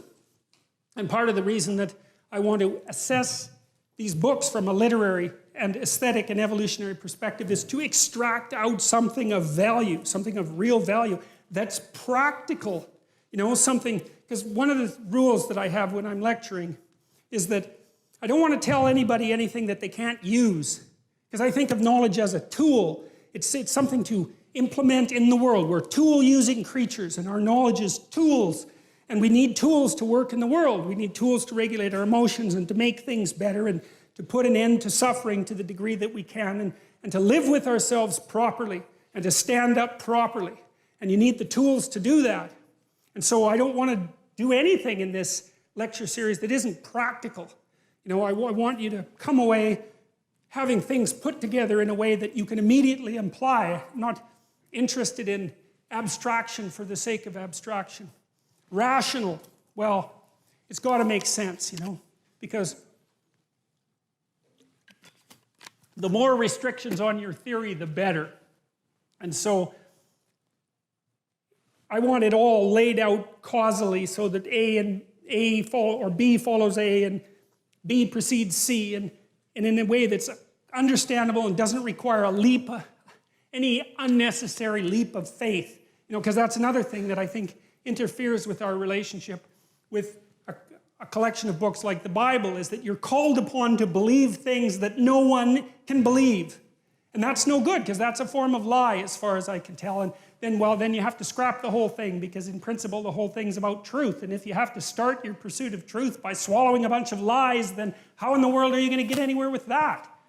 And so I don't want any uncertainty at the bottom of this, or I don't want any more than I can get, than I have to leave in it, because I can't get any farther than that. And so it's going to make sense rationally. I don't want it to be pushing up against what we know to be scientifically untrue, even though science is in flux, and that's, you know, somewhat of a dangerous parameter. If it isn't working with evolutionary theory, for example, then I think that it's not a good enough solution. So, and then finally, it's phenomenological. Modern people, you know, we think of reality as objective, and that's very powerful. But that isn't how we experience reality. We have our domain of experience, you know, and this is a hard thing to get a grip on, even though it should be the most obvious thing. For the phenomenologists, everything that you experience is real. And so they're interested in the structure of your subjective experience. And you say, well, you have subjective experience, and you have subjective experience, and so do you. And there's commonalities across all of those. Like, for example, you're likely to experience the same set of emotions. You know, we've been able to identify canonical emotions and canonical motivations. And without that, we couldn't even communicate, because you wouldn't know what the other person was like. You'd have to explain infinitely. There's nothing you could take for granted, but you can. You know, and phenomenology is the fact that in the center of my vision, my hands are very clear, and then out in the periphery, they disappear. And phenomenology is the way things smell and the way things taste and the fact that they matter. And so you could say in some sense that phenomenology is the study of what matters rather than matter. And it's a given from the phenomenological perspective that things have meaning. And you know, even if you're a rationalist, say, and a cynic and a nihilist, and you say, well, nothing has any meaning, you still run into the problem of pain, because pain undercuts your arguments and has a meaning. So there's no escaping from the meaning. You can pretty much demolish all the positive parts of it, but trying to think your way out of the negative parts, man, good luck with that, because that just doesn't work. So phenomenology is, and the Bible stories, and I think this is true of fiction in general, is phenomenological. And it concentrates on trying to elucidate the nature of human experience, and that is not the same as the objective world. But it's also a form of truth, because it is truth that you have a field of experience and that it has qualities. The question is, what are the qualities? Now, ancient representations of reality were sort of a weird meld of observable phenomena, things that we would consider objective facts, and subjective truth, the projection of subjective truth. And I'll show you, for example, I'll show you how the Mesopotamians viewed the world. They had a model. Basically, the world was a disc. You know, if you go out in a field at night, what does the world look like? Well, it's a disc. It's got a dome on top of it. Well, that was basically the Mesopotamian view of the world, and the view of the world that the people who wrote the first stories in the Bible believed too. And on top of the dome there was water. Well, obviously, it's like it rains, right? Where does the water come from? Well, there's water around the dome. And then there's land, that's the disc, and then underneath that there's water. How do you know that? Well, drill. You'll hit water. Well, it's under the earth, obviously, because otherwise how would you hit the water? And then what's under that? There's fresh water. And then what's under that? Well, if you go to the edge of the disc, you hit the ocean. It's salt water. So it's a dome with water outside of it. And then it's a disc that the dome sits on. And then underneath that there's fresh water. And then underneath that there's salt water. And that was roughly the Mesopotamian world. And you see that's a mix of observation and imagination, right? Because that isn't the world, but it is the way the world appears. It's a perfectly believable cosmology. And the sun rises and the sun sets on that dome. It's not like the thing is bloody well spinning. Who would ever think that up? It's obviously the sun comes up and goes down and then travels underneath the world and comes back up again. There's nothing more self-evident than that. Well, that's that strange intermingling of subjective fantasy, let's say, right at the level of perception and actual observable phenomena. And a lot of the cosmology that's associated with the biblical stories is exactly like that. It's half psychology and half reality, although the psychological is real as well. So that, and to know that the biblical stories have a phenomenological truth is really worth knowing, because, you know, the poor fundamentalists, they're trying to cling to their moral structure, and, you know, I understand why, because it does organize their societies and it organizes their psyche, so they've got something to cling to, but, you know, they don't have a very sophisticated idea of the complexity of what constitutes truth, and they try to gerrymander the biblical stories into the domain of scientific theory, you know, promoting creationism, for example, as an alternative scientific theory. It's like that just isn't going to go anywhere, you know, because the people who wrote these damn stories weren't scientists to begin with. There weren't any scientists back then. There's hardly any scientists now. You know, it's hard to think scientifically, man. It's like it takes a lot of training, and even scientists don't think scientifically once you get them out of the lab, and hardly even when they're in the lab. You know, you got to get peer reviewed and criticized, and like it's hard to think scientifically. So, and however the people who wrote these stories thought was more like dramatists think, more like Shakespeare thought, but that doesn't mean that there isn't truth in it. It just means that you have to be a little bit more sophisticated about your ideas of truth. And that's okay, you know. There are truths to live by.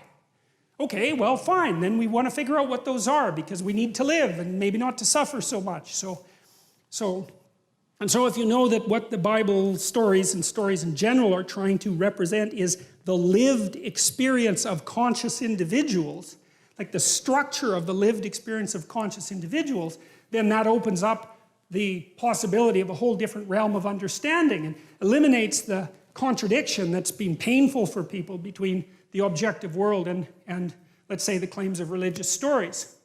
So, okay, so let's take a look at the structure of the book itself. So the first thing about the Bible is that it's a comedy, and a comedy has a happy ending, right? So that's a strange thing, because the Greek God stories were almost always tragic. Now, the Bible is a comedy. It has a happy ending. Everyone lives. There's a heaven.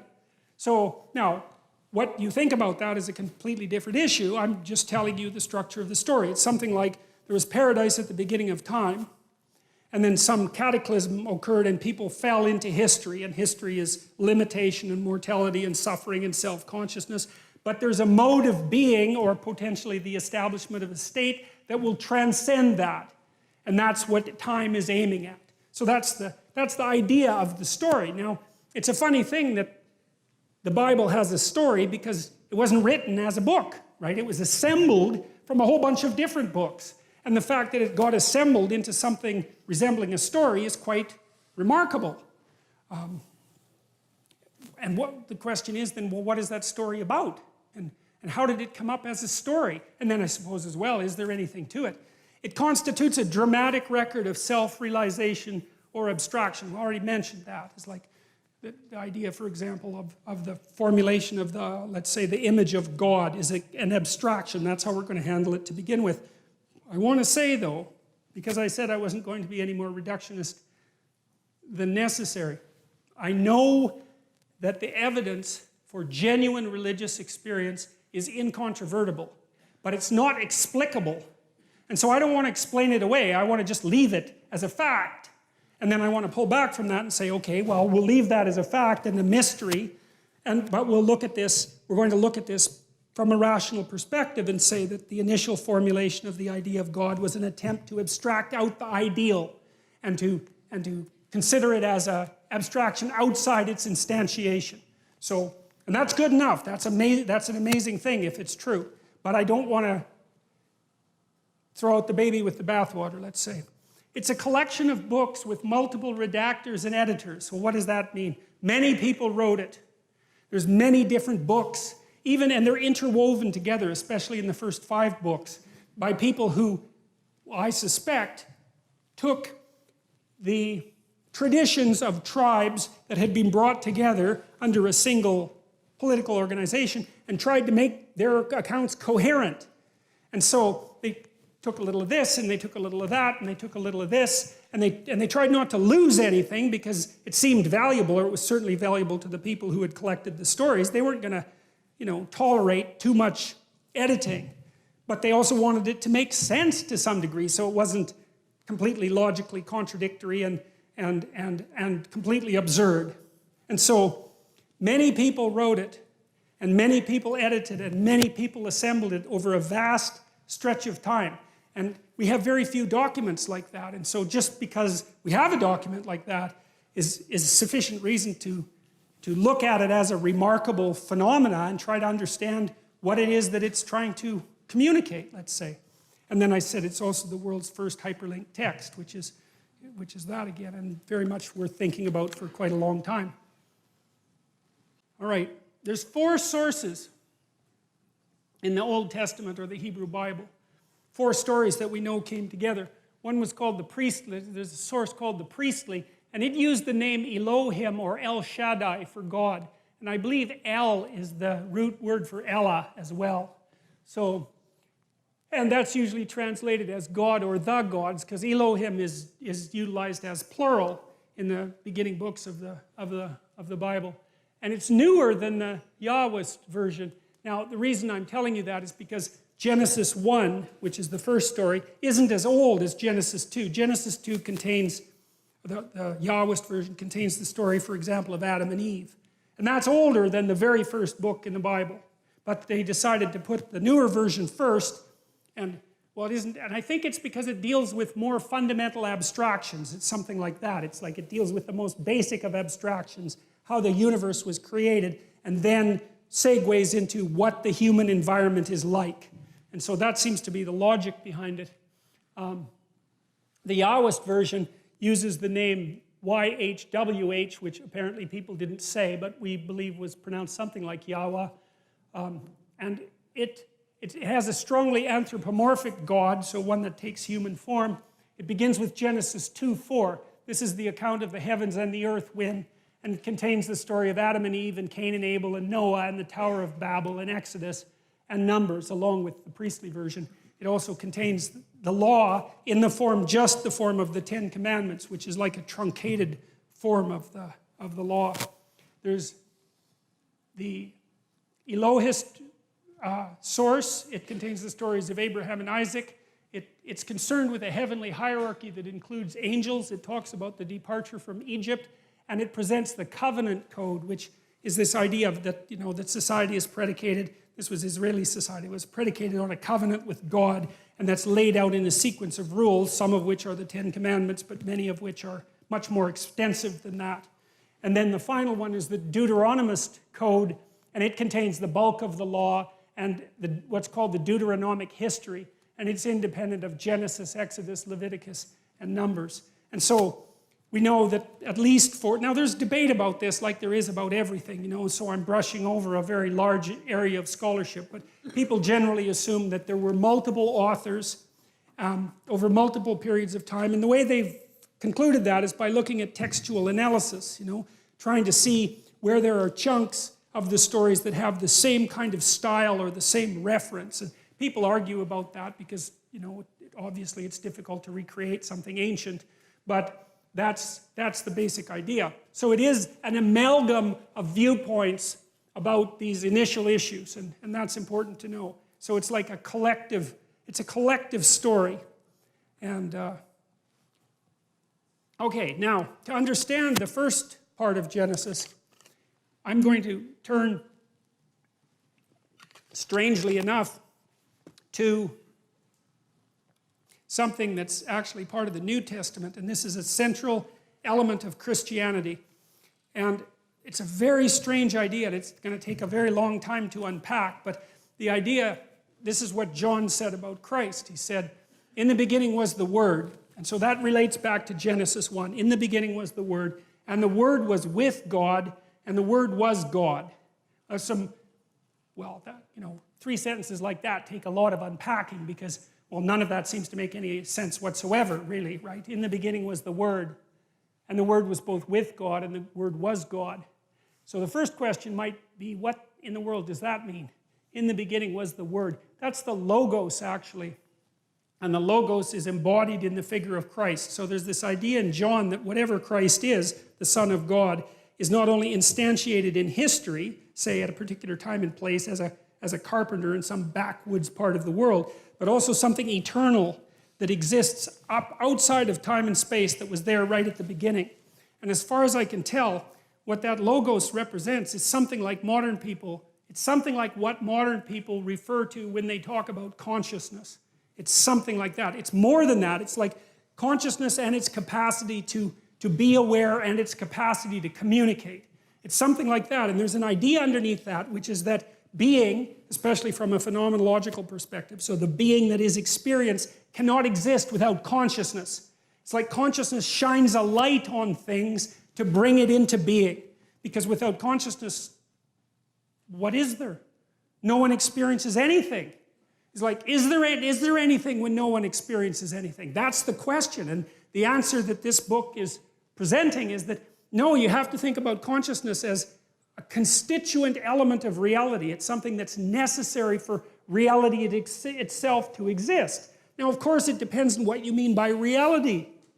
But the reality that's being referred to here, I told you already, is this strange amalgam of the subjective experience and the world. But the question is deeper than that too, because it is by no means obvious what there is if there's no one to experience it. I mean, the whole notion of time itself seems to collapse, at least in terms of something like felt duration. And then the notion of size disappears essentially because there's nothing to scale it, and the causality seems to vanish. And so, and we don't understand consciousness, not in the least.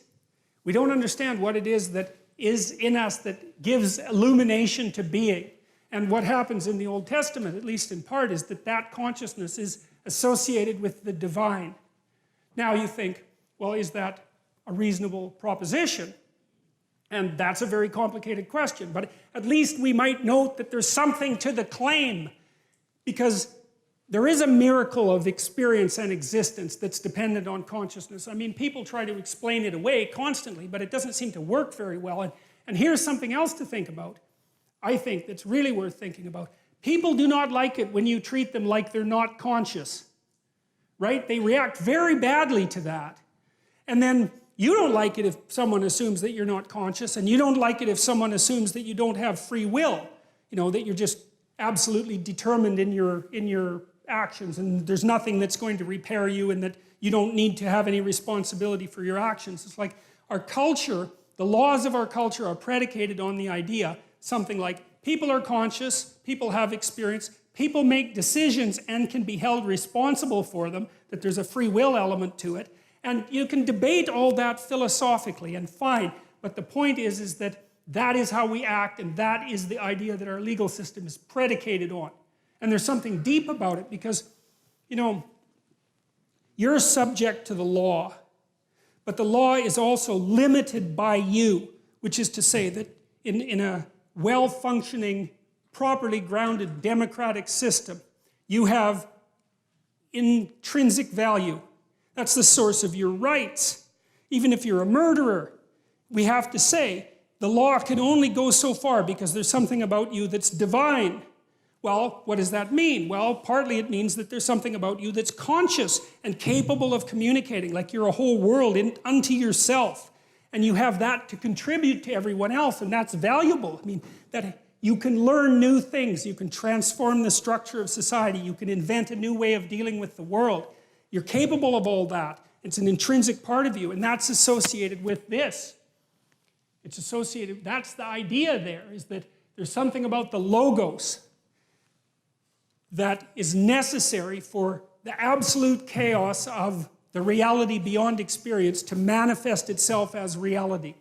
It's an amazing idea because it gives consciousness a constitutive role in the cosmos.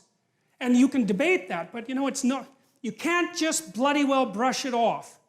Because first of all, we are the most complicated things there are that we know of by a massive amount. We're so complicated that it's unbelievable. And so, there's a lot of cosmos out there, but there's a lot of cosmos in here too. And which one is greater is by no means obvious unless you use something trivial like relative size, which, really isn't a very sophisticated approach. And whatever it is that is you has this capacity to experience reality and to transform it, which is a very strange thing, You can conceptualize a future in your imagination, and then you can work and make that manifest. You participate in the process of creation. That's one way of thinking about it. And so that's why I think in Genesis 1, it relates the idea that human beings are made in the image of the divine, men and women, which is interesting too, because, the feminists are always criticizing Christianity, for example, as being, inexorably patriarchal. Of course, they criticize everything like that, so it's hardly a stroke of bloody brilliance. But I think it's an absolute miracle that right at the beginning of the document, it says straightforwardly, like with no hesitation whatsoever, that the divine spark, which we're associating with the word that brings forth being, is manifest in men and women equally. That's a very cool thing. And you got to think, well, like I said, do you actually take that seriously? Well, what you got to ask is, what happens if you don't take it seriously? Right? Read Dostoevsky's Crime and Punishment. That's the best investigation of that tactic that's ever been produced. Because what happens in Dostoevsky's Crime and Punishment is that the main character, whose name is Raskolnikov, decides that there's no intrinsic value to other people. And that as a consequence, he can do whatever he wants. It's only cowardice that stops him from acting, right? Because why would it be anything else if the value of other people is just an arbitrary superstition? Then why can't I do exactly what I want when I want? Which is the psychopath's viewpoint. Well, so Raskolnikov does. He kills someone who's a very horrible person, and he has very good reasons for killing her. And he's half-starved and a little bit insane and possessed by this ideology. It's brilliant, brilliant layout. And he finds out something after he kills her, which is that the post-killing Raskolnikov and the pre-killing Raskolnikov are not the same person, even a little bit. Because he's broken a rule, like he's broken a serious rule, and there's no going back. And Crime and Punishment is the best investigation I know of what happens if you take the notion that there's nothing divine about the individual seriously. Now, most of the people I know who are deeply atheistic, and I understand why they're deeply atheistic, they haven't contended with people like Dostoevsky, not as far as I can tell. Because I don't see logical flaws in Crime and Punishment. I think he got the psychology exactly right.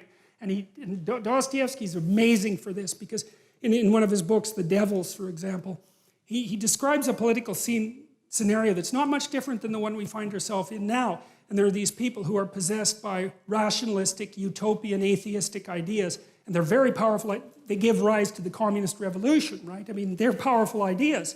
And his character, Stavrogan, also acts out the presupposition that human beings have no intrinsic nature and no intrinsic value. And it's another brilliant investigation, and Dostoevsky prophesies, that's what I would say, what will happen to a society if it goes down that road? And he was dead exactly accurate. It's uncanny to read Dostoevsky's The Possessed or The Devils, depending on the translation, and then to read Alexander Solzhenitsyn's Gulag Archipelago, because one is fiction and prophecy, and the second is, hey, look, it turned out exactly the way that Dostoevsky said it would for exactly the same reasons. So it's quite remarkable. So the question is, do you contend seriously with the idea that A, there's something cosmically constitutive about consciousness, and B, that might well be considered divine, and C, that is instantiated in every person. And then ask yourself if you're not a criminal if you don't act it out. And then ask yourself what that means. Is that reflective of a reality? You know, is it a metaphor? Like maybe it's a metaphor, a complex metaphor that we have to use to organize our societies. Could well be, but even as a metaphor, it's true enough so that we mess with it at our peril. And it also took people a very long time to figure out. This is Genesis 1. You know what, I'm probably going to stop there because I believe it's 9:30. And so we didn't even get to the first line.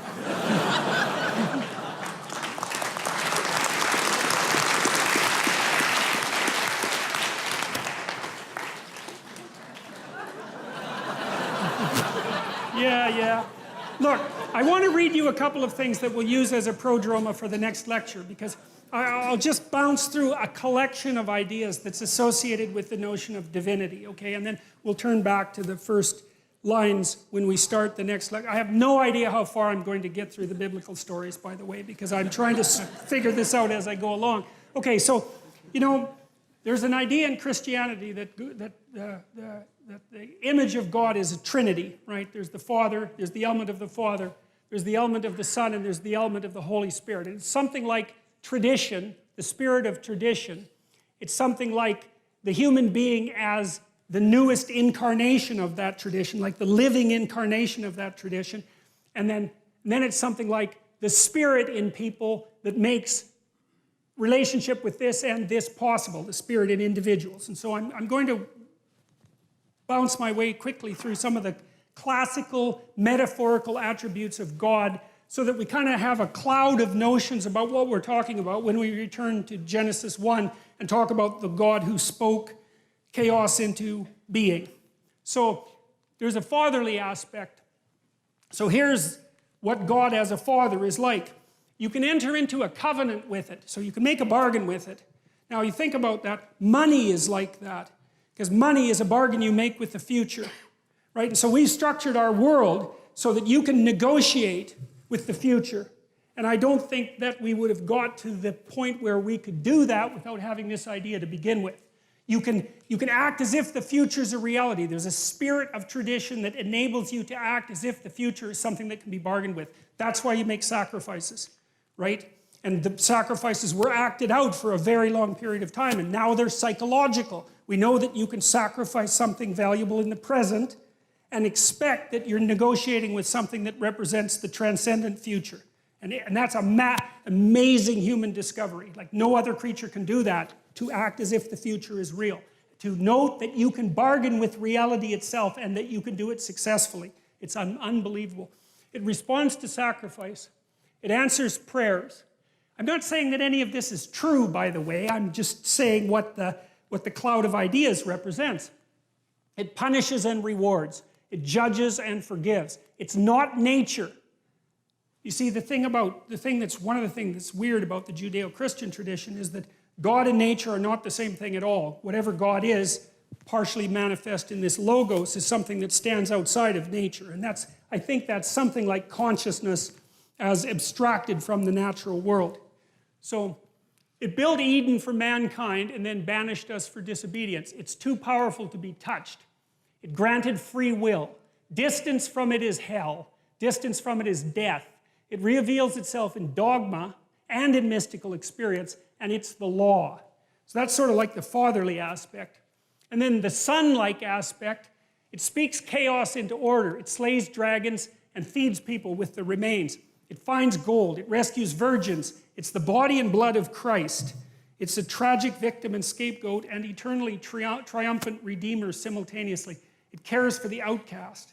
It dies and is reborn. It's the king of kings and hero of heroes. It's not the state, but is both the fulfillment and critic of the state. It dwells in the perfect house. It is aiming at paradise or heaven. It can rescue from hell. It cares for the outcast. It's the foundation stone and the cornerstone that was rejected, and it's the spirit of the law. And then it's spirit-like. It's akin to the human soul. It's the prophetic voice. It's the still small voice of conscience. It's the spoken truth. It's called forth by music. It is the enemy of deceit, arrogance, and resentment. It's the water of life. It burns without consuming, and it's a blinding light. Okay, so that's a very well-developed set of poetic metaphors, essentially, right? So these are all, what would you say, glimpses of the transcendent ideal. That's the right way of thinking about it. They're glimpses of the transcendent ideal. And all of them have a specific meaning. And, well, in part what we're going to do is go over that meaning as we continue with this series. And so what we've got now is a brief description, at least, of what this is. In the beginning, God created the heavens and the earth. We know it's associated with the logos in this sequence of stories. We know it's associated with the word and with consciousness. And we know that it's associated with whatever God is. And then I laid out the metaphoric landscape that at least in part describes God. And so now we have some sense of the being that does this, creates the heavens and the earth. The earth was without form and void. That's that chaotic state of intermingled confusion. And darkness was over the face of the deep. And the Spirit of God was hovering over the face of the waters. And God said, "Let there be light." And there was light. And so we'll stop with that, because now we're ready to take a tentative step into the very first part of this book. And it's important to have your conceptual framework properly organized so that you can appreciate where it's going and what it might possibly mean. And so, well, I've done what I can today to, what would you say, elaborate on this single word, I suppose. And but it's a big word, you know, so it's not so unreasonable that it takes a long time to get to the point where you have any sense of what it means at all. All right. That is nowhere near, that is not, I thought I would get a lot farther than that. All right. So thank you very much.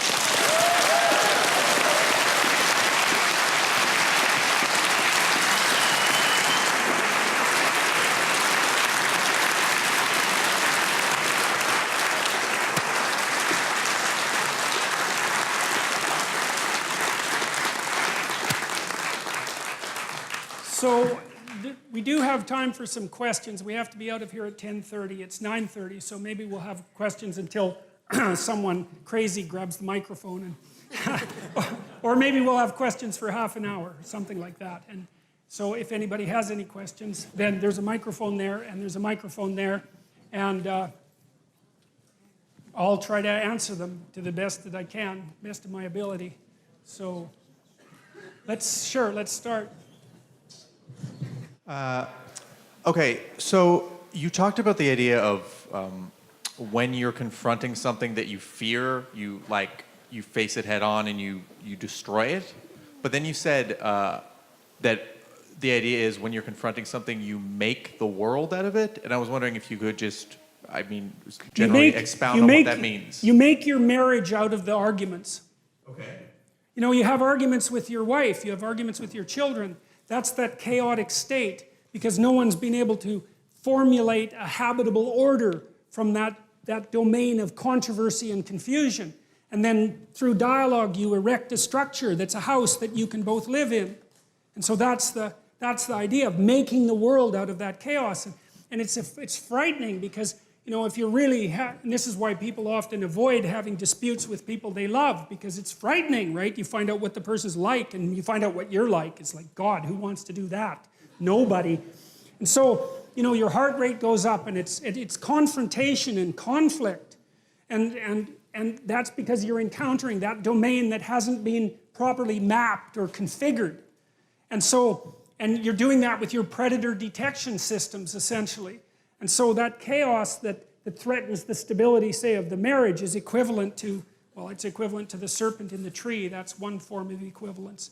And then by dialogue, through dialogue and negotiation, you formulate the problem. What exactly is going on here? Where exactly are we? What exactly is the problem? And so you keep talking until you reach a consensus about that, one that you can live with, one that you can act out. Right? And then maybe you come up with a solution to the problem, and you've established peace again. And peace, that's the house that you can both live in. And that's the chaos That's the chaos that people can fall into all the time and often do. And it's the chaos that makes a marriage wash up on the shores and transform into 15-year divorce court. Very horrible thing. So that's the idea. Okay, thank you. Okay.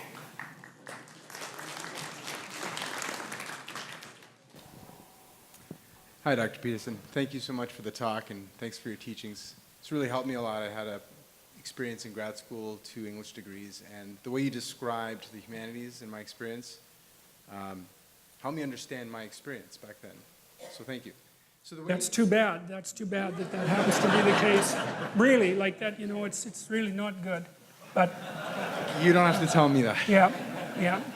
So, but I survived, and I learned a lot. And I'm not, ungrateful for my experience. I've learned a lot. But you said something. You described the Bible, the collection of stories in the Bible, in an interesting way, and I wonder if it was on purpose. You described it as created by an assembly of stories created by many people over time. That's hyperlinked into itself, and it sounds a lot like how a description of the internet and how that works. Yeah, well, it's not accidental. I mean, because the internet's also it's a collective endeavor. God only knows what personality it's going to manifest, but it's going to manifest some personality because it's learning to understand us very, very rapidly. So I think there's no reason not to think about it as a precursor. I mean, the distance between the Bible and the internet is a lot less than the distance between a chimpanzee and a human being. So, and the difference between a book and the internet is, it's in some sense, it's a matter of degree rather than kind. So if the internet is going to, manifest a personality one day, and then that personality gets embodied, what would separate? It sounds like you're talking about consciousness. I can't speculate, because God only knows what's going to happen in the next 20 years. I certainly don't. And so I don't know what the preconditions are for consciousness. I have no idea, and I don't think anybody knows. So I guess we're going to find out. So, yep. Yep.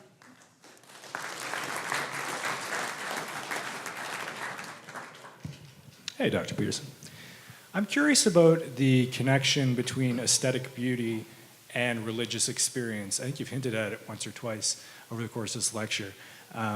Is it possible for something that's incredibly beautiful to evoke a religious or mystical experience, or something kind of in the same ballpark? I think that's what they're for, Yeah, in some actually, sense. I mean, if you look at the Yeah. structure of like a Renaissance cathedral, there's That's just literally what I was just going to... Right. That was my tag on... I apologize, I didn't mean to interrupt.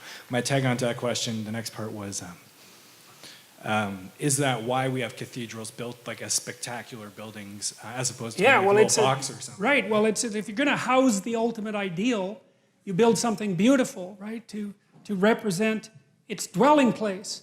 And it should be beautiful. And this is something that people do not take seriously. And this is especially something we don't take seriously in Canada. I mean, you think about all the hundreds of millions of dollars that were invested into beauty in Europe. I mean, spectacular, excessive investment in beauty that's paid back. God only knows how many multiples of times. People make pilgrimages to Europe constantly because it's so beautiful that it staggers you. Beauty is so valuable, and we're so afraid of it. And I think we're afraid of it because it's a pathway. It's not the only pathway to the divine. I mean, there's pathways to the divine. Love is one of them, I suppose. But beauty, especially for people who have an affinity for beauty, it's like music. It's one of those things that you can't argue against, right? You can't even understand. It just hits you. And it shows you the ideal. That's one way of thinking about it. But it also shows you, I think, it's like a vision of the potential future.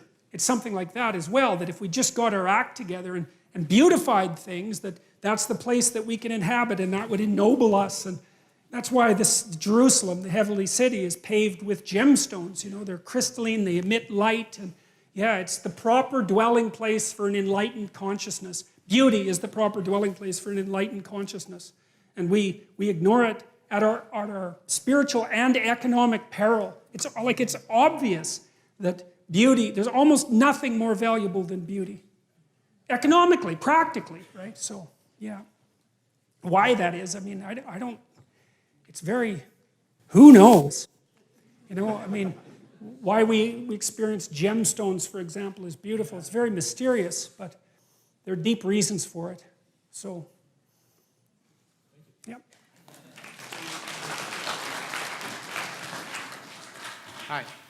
I have a bit of a similar question, actually. I know one of the ways in which the Bible is appreciated, even by some of its harshest critics and deeply atheistic people, is as a work of literature and is something, at least the King James or the authorized translation of the Bible is something very aesthetically beautiful and a great work of literature and a great work of poetry.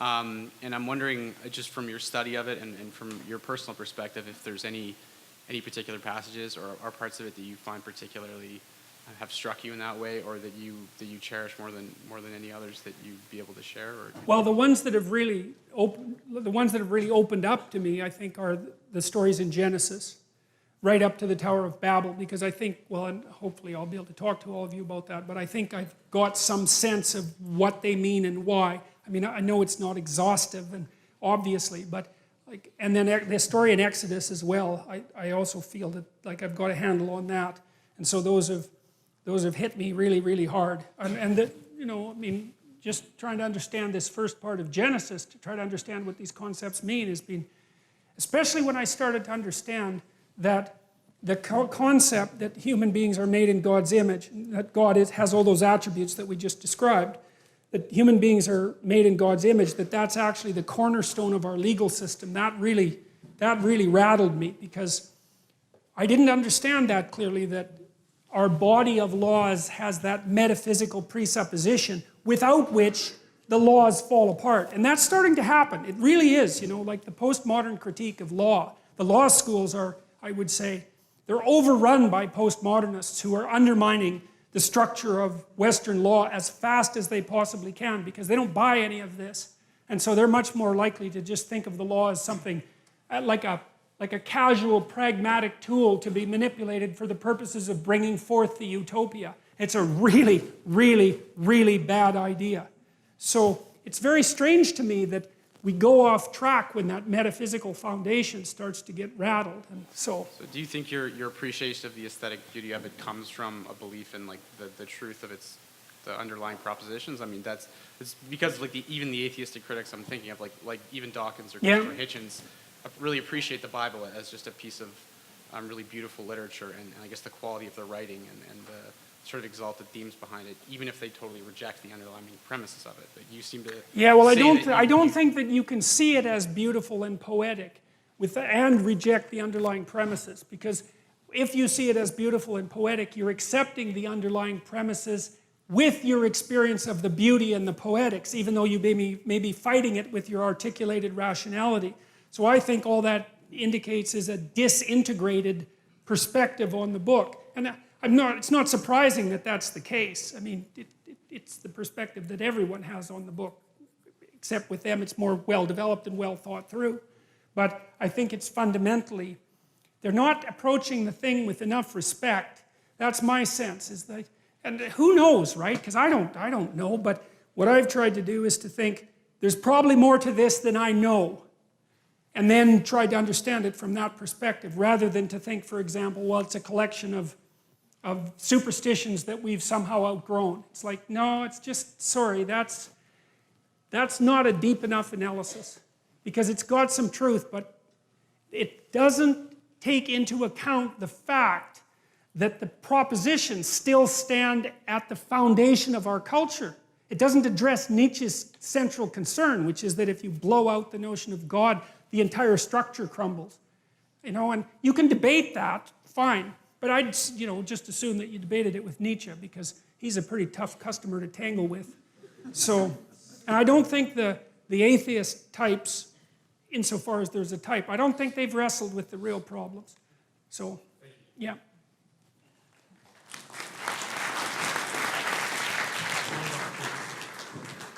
So I appreciate you set out some ground rules, keep things rational, and I think that's going to help us.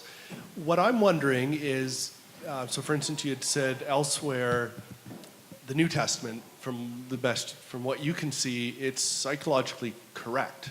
And that's, quite astounding, I would say. There's a lot of truth, and in your depictions of these stories elsewhere, you've pointed out like deep truths, real powerful. So what my question would be is, if we can say Nietzsche took an order of magnitude of intelligence and depth to be able to predict what would happen in the next century, rationally, if the Bible's not the inerrant word of God, what's going on?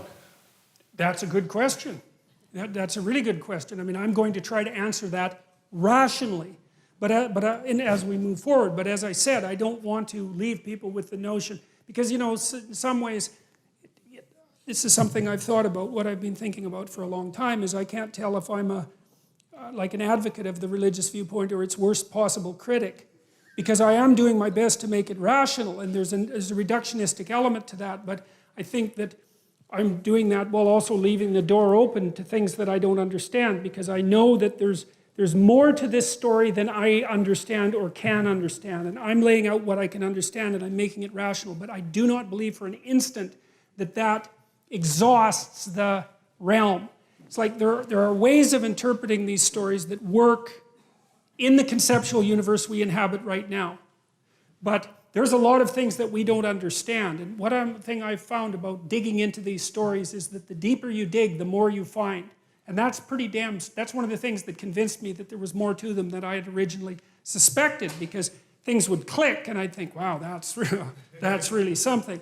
And then I would take it apart further and I'd think, oh, well, I thought that was something, but this is even more remarkable. It just keeps opening and opening. And so I'm going to make it rational. I'm going to try to provide an answer to, and it is, I think you're right about speaking about Nietzsche and his capacity for prophecy, and Dostoevsky's in the same category.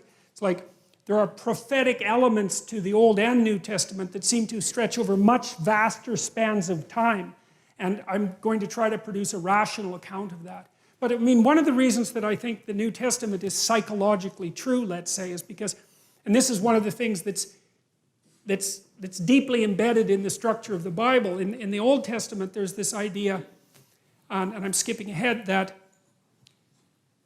through a succession of states, the people who behave properly will eventually establish the proper state.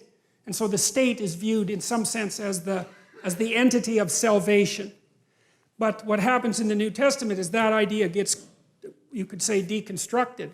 And instead of a state being the place of redemption, a state of being becomes the state of redemption. And so the idea that human beings will be redeemed moves from the utopian state vision to the responsibility of the individual. And I think that's correct. I mean, I believe that that's the right answer.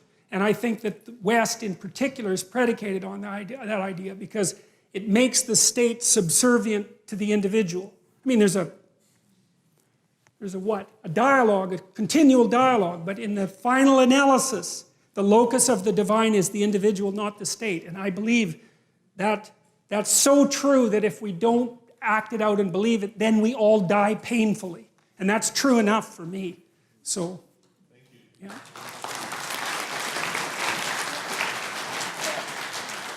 Thank you for illuminating talk.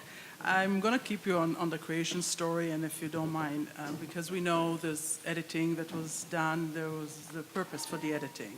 Can you give us your thoughts about the difference in the story of creation, especially pertaining to men, from the first chapter, which is very godlike, by a word, and to the second one, which is more like a fatherly type of creation? Is it the selling point? What was the reason for this type of editing to put the two together, one after the other? Well, I think, the more cynical, what you call criticisms of the Bible and the religious tradition, criticisms like Marx's or Freud's even, for that matter, make the case that it's a manifestation of power in politics, and that there's always a political or economic motivation behind the construction of the stories. And I think that that's true to some degree, but I don't think that it's true enough so that you can take that particular interpretive tack and be done with it.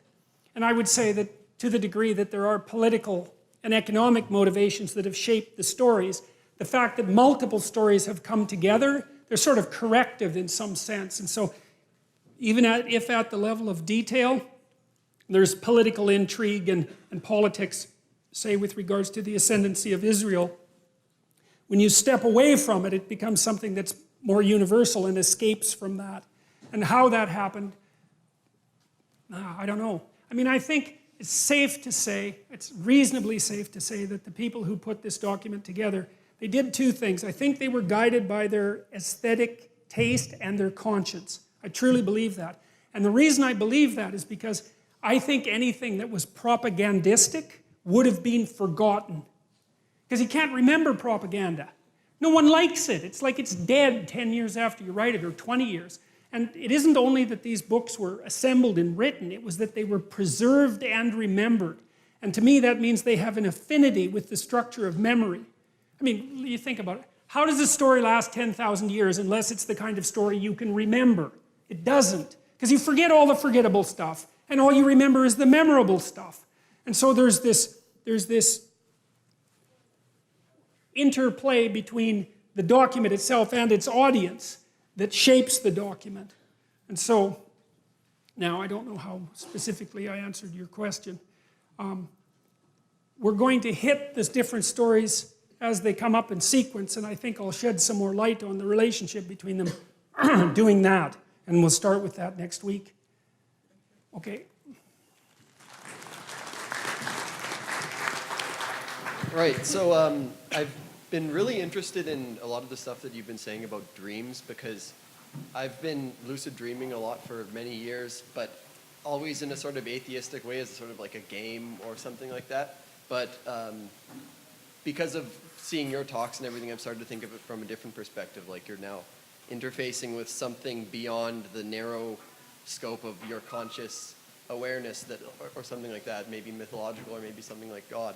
And so what I've been thinking about, and what I maybe wondered what you think about it, is that in some ways when you're lucid dreaming, you're kind of you're getting beyond the limitations of an ordinary dream. You're sort of transcending limitations, which maybe is like, it's not the purpose of people, right? It's because as a person you're supposed to be limited in some way, as opposed to like God, who's like not limited. And how, but on the other hand, it's a good opportunity to kind of have control over your interactions with this like very special and like interesting thing. So I guess the conundrum is that on one hand, like you can control your interactions, but on the other hand, like you are controlling them. So I guess I'm wondering what you think about that, and also just in general, what do you think about lucid dreaming as a thing? Like, should you do it, or? I had a client who could really lucid dream, you know. And one of the things, she used them now and then to solve problems, even though she didn't always pay attention to the answer. But sometimes she did. In one of her dreams, one of the characters told her that she would have to learn to live in a slaughterhouse. She was very afraid of life. And one of the consequences of that was that we went and watched an embalming. So the dreams were, but one of the things she did, she'd ask the characters what they were up to. You know, she was, instead of controlling, she would inquire. And so, but I don't know what to say about lucid dreaming beyond that. Like, I know it's a well-documented phenomena, and many people can do it, and women seem to be able to do it better than men. That's what the research indicates. But I think that what we don't know about lucid dreaming could fill a lot of books. So I think you do. There is some danger in controlling it, I think, because you lose the spontaneous revelation, although not completely, because you can't control it completely. But you see, you might be interested in reading Jung's works on active imagination, because he kind of learned to dream when he was awake. And he spent a lot of time in the world of imagination when he was awake. The Red Books, for example. The Red Book is a document of his experiences with awake dreaming. But he was very interactive with the dream, you know, instead of trying to bend it to his whim or his will. He was exploring it, in some sense, like you'd explore a video game, you know, which are forms of dreams in and of themselves. So, yeah, I would say do it with an exploratory purpose in mind. And you could always ask yourself what you could learn, too, which is a very dangerous question to ask a dream, because sometimes you'll find out what you have to learn. That's not so pleasant. But it's really worthwhile. Okay, yeah. Okay, so I think I'm going to take 4 more questions only because I'm running out of brain and I don't want to say stupid things or stupider things than I've already said. So. Yeah, thank you for the talk. In the beginning of your lecture, you talked about how society needed this kind of dreamlike religious base so we don't go between left and right violently and we can kind of have this base. And then you also said you admired Nietzsche for kind of chopping down these ideological and kind of dogmatic weeds coming up from the base of Christianity. I was wondering what your thoughts are on how society can have this kind of religious base without having these kind of dangerous ideologies that can spring up once in a while. That's what I'm trying to figure out. No, really. I mean, that's the serious answer to that question. You know, I mean, the reason that I'm an admirer of Nietzsche is because he was the spirit of his times. That's a good way of thinking about it. It's not like Nietzsche killed God. It's that Nietzsche gathered what was in the air and articulated it, right? Incredibly profoundly. And so he put his finger on the spot. And in doing so, he announced the problem. And once you announce the problem, then maybe you can come up with a solution, because you can't solve a problem unless you know what it is. And the fact that he made it so stark and so clear was horrifying in some sense, but at least we know where we stand. And so since then, and I would say particularly in many ways, particularly with the work of Jung and everything that's come out of that, which is the deeper study of mythology and its meanings, you know, we've been trying to address the issue that Nietzsche brought up and trying to solve the problem. And the problem is something like the reunification of the spirit of mankind. It's something like that. Well, we're slogging through it, man, and that's why you're all here, at least in part. So we'll see how far we can get. I mean, at this rate, we'll get to like the 12th verse in the first. But that's the aim, you know. Okay.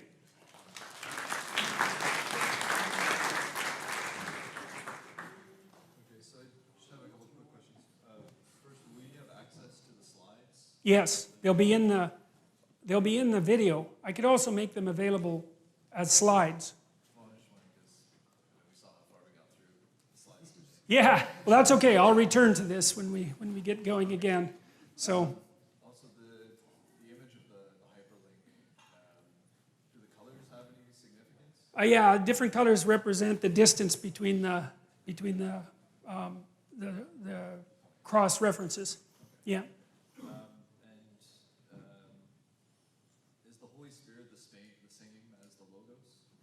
Well, I'll talk about that more next time. I mean, I think that the best answer to that is I'll talk more about that next time. I mean, I think of them as overlapping metaphorical domains. You know, in the descriptions I put of the fatherly aspect, the son aspect, and the spirit aspect, you could swap a lot of those. You know, it's kind of arbitrary, but I think the Trinitarian idea is trying to get forward the notion that the locus of the divine it's the same thing in its essence, but it exists in a multiplicity. It exists as the spirit of tradition. It exists as the living individual in time and space, and then it exists as the spirit and as consciousness, something like that we all share. Which you know, Jung would have thought about that as something like the capacity for the individual to realize the tragedy and redemption of Christ in their individual life. And that's something like your capacity to voluntarily accept the tragic conditions of your existence and to move forward to something resembling paradise regardless of that. You know, as something that's intrinsic to you. And I think that's associated with the idea of the Pentecost and the Holy Spirit, all of that. So that's as good as I can do in a short period of time. So, thank you. Yep.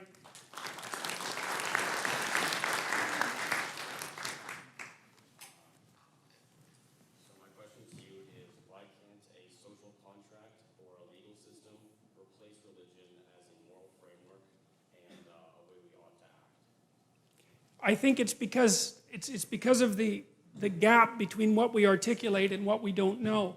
Something has to fill that gap. Like I think the law could be could replace it if the law was total, but it isn't.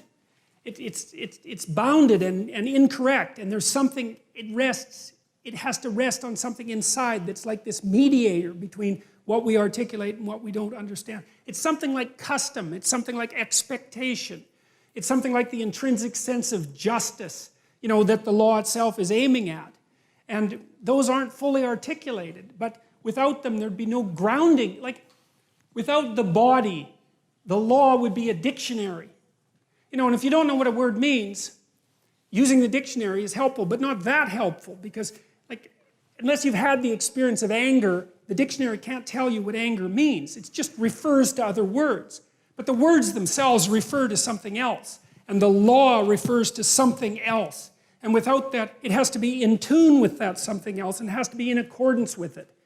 And so I don't think we can ever delineate the proper body of laws, and that's also why ideological utopias, see, the ideological utopias dispense with the transcendent. They say, this is what we need to do. It's like, no, you don't know. That's not good. You have to leave space for what you kind of know and for what you don't know. And I mean, in the story of the Tower of Babel, human beings make this massive building that's supposed to reach up to the heavens so that it'll take the place of God. Well, that's the earliest warning we have of the danger of making things so big that you confuse them with God. And God gets irritated and comes down and makes everybody speak different languages and scatters them. It's like, well, that's what happens when you try to make something a totality, is that it starts to fragment inside and disintegrates into catastrophe. And so it's almost as if we have to maintain this articulated space inside the dream, inside the custom, something like that, because otherwise it doesn't work. And I think that's the same as having respect for the fact that we have bodies. We're not just abstract creatures that follow rules. We're not that at all. We only follow certain rules. We won't follow the other ones, and our societies will crumble. And we just don't know enough to articulate the entire landscape of behavior with articulated rules. Not at all. We can't do it. It's beyond us. Yeah.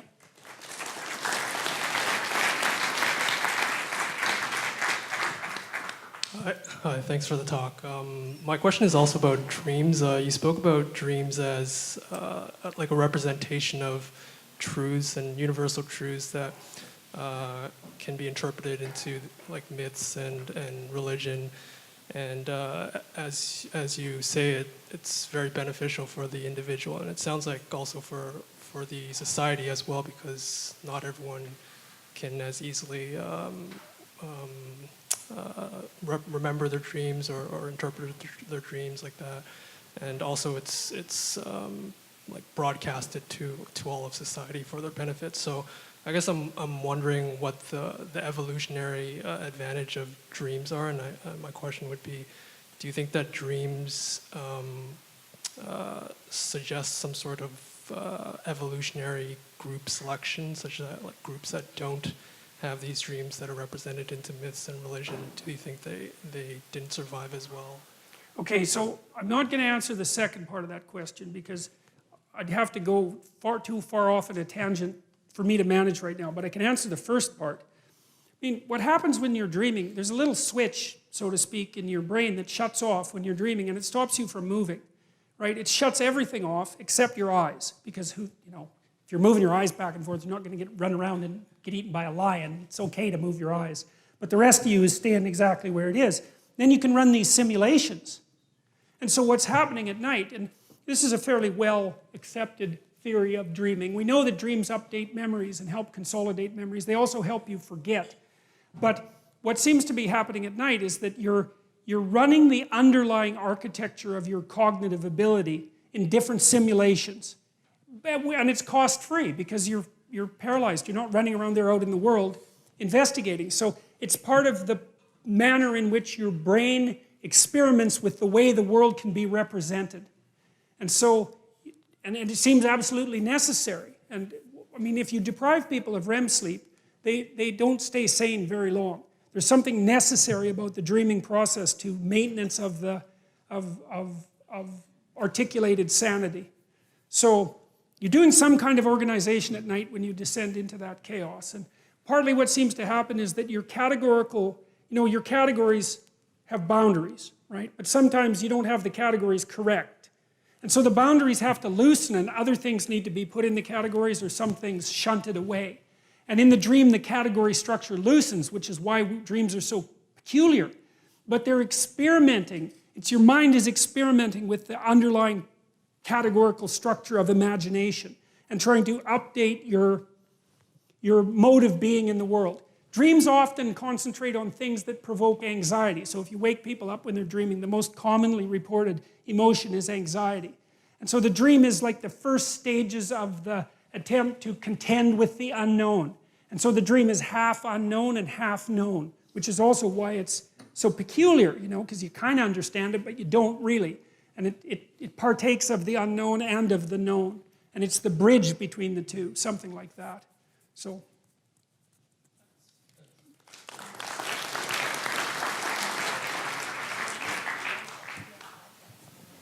Okay, so my question is kind of two parts. The first one is just like a general question and then just the application of the question. So my first question is, do you think that consciousness and beinghood are inextricably linked? And then secondly, so if there was something like a supercomputer that one could house theoretically a perfect brain of a person in it, does that thing then become the same person as the person who was before? So is there a transcendency to beinghood but not to conscience? Okay, so the first question is, well, I would say that the kind of being that these stories are concerned with is absolutely dependent on consciousness. Now, whether or not that means that being as such is dependent on consciousness actually depends on how you define being. Right? So it's always tricky when you ask, an example of be. Those are tricky questions because it depends on how you define the two. But for our purposes, the being that we're discussing that's represented in these stories is intrinsically associated with conscious experience. And consciousness is given this constitutive role. It says that the experience that we're talking about would not exist if consciousness did not exist. So you can think about it as a kind of game in a way, and then you have to decide for yourself whether that's a game that can be generalized. And I won't answer the second part, okay? If you don't mind. All right.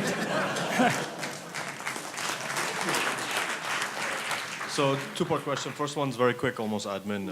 If we want to read the biblical stories that kind of you're referring to, is there a particular version, edition, source, publisher that we should refer to? Oh, I'll bring the thing I like next week, which is I think the Reader's Digest published it of all things, but it's it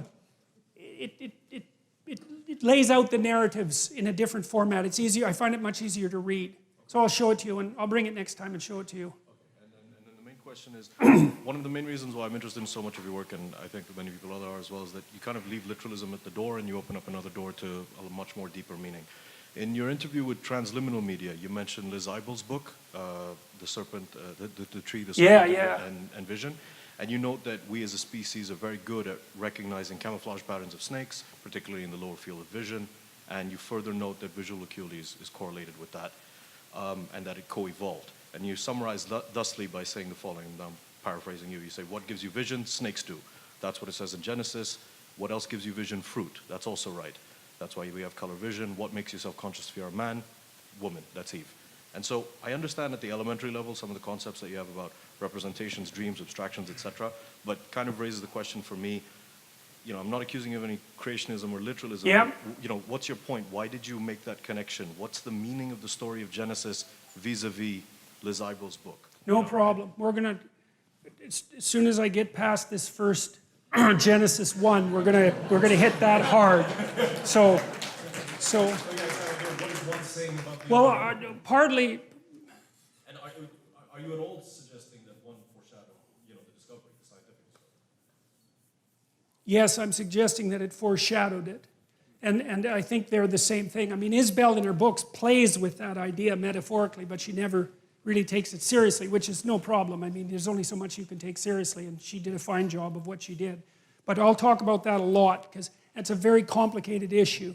I mean, I would say to begin with that the systems that you use to deal with radical uncertainty are the same systems that your primate ancestors evolved to deal with snakes. That's a good start. So, okay? Okay, one more, and then we're done. Good morning.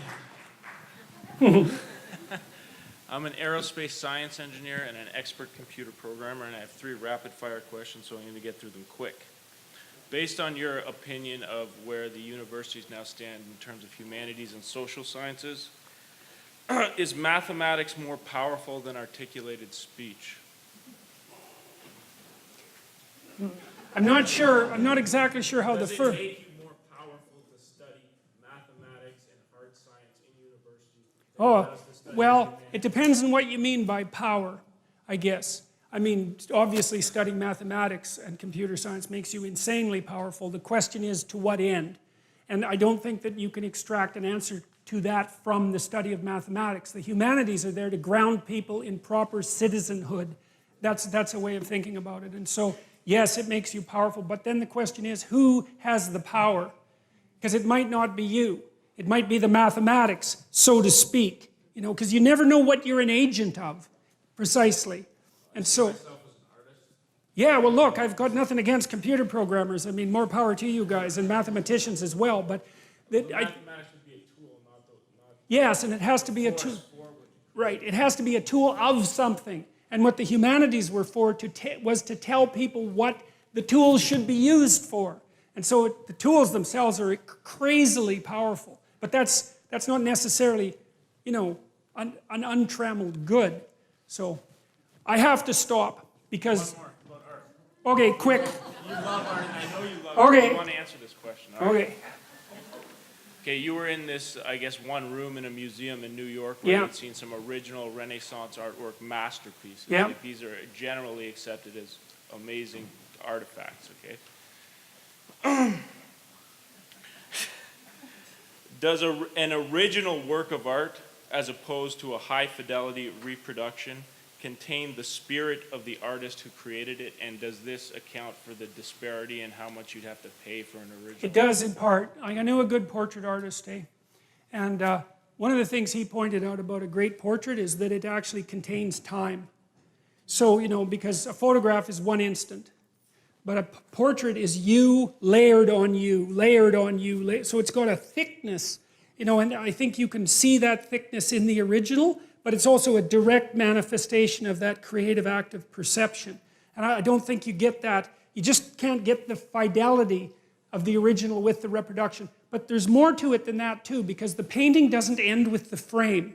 You know, like we tend to think of the painting itself as the object, but most objects are densely innervated with historical context.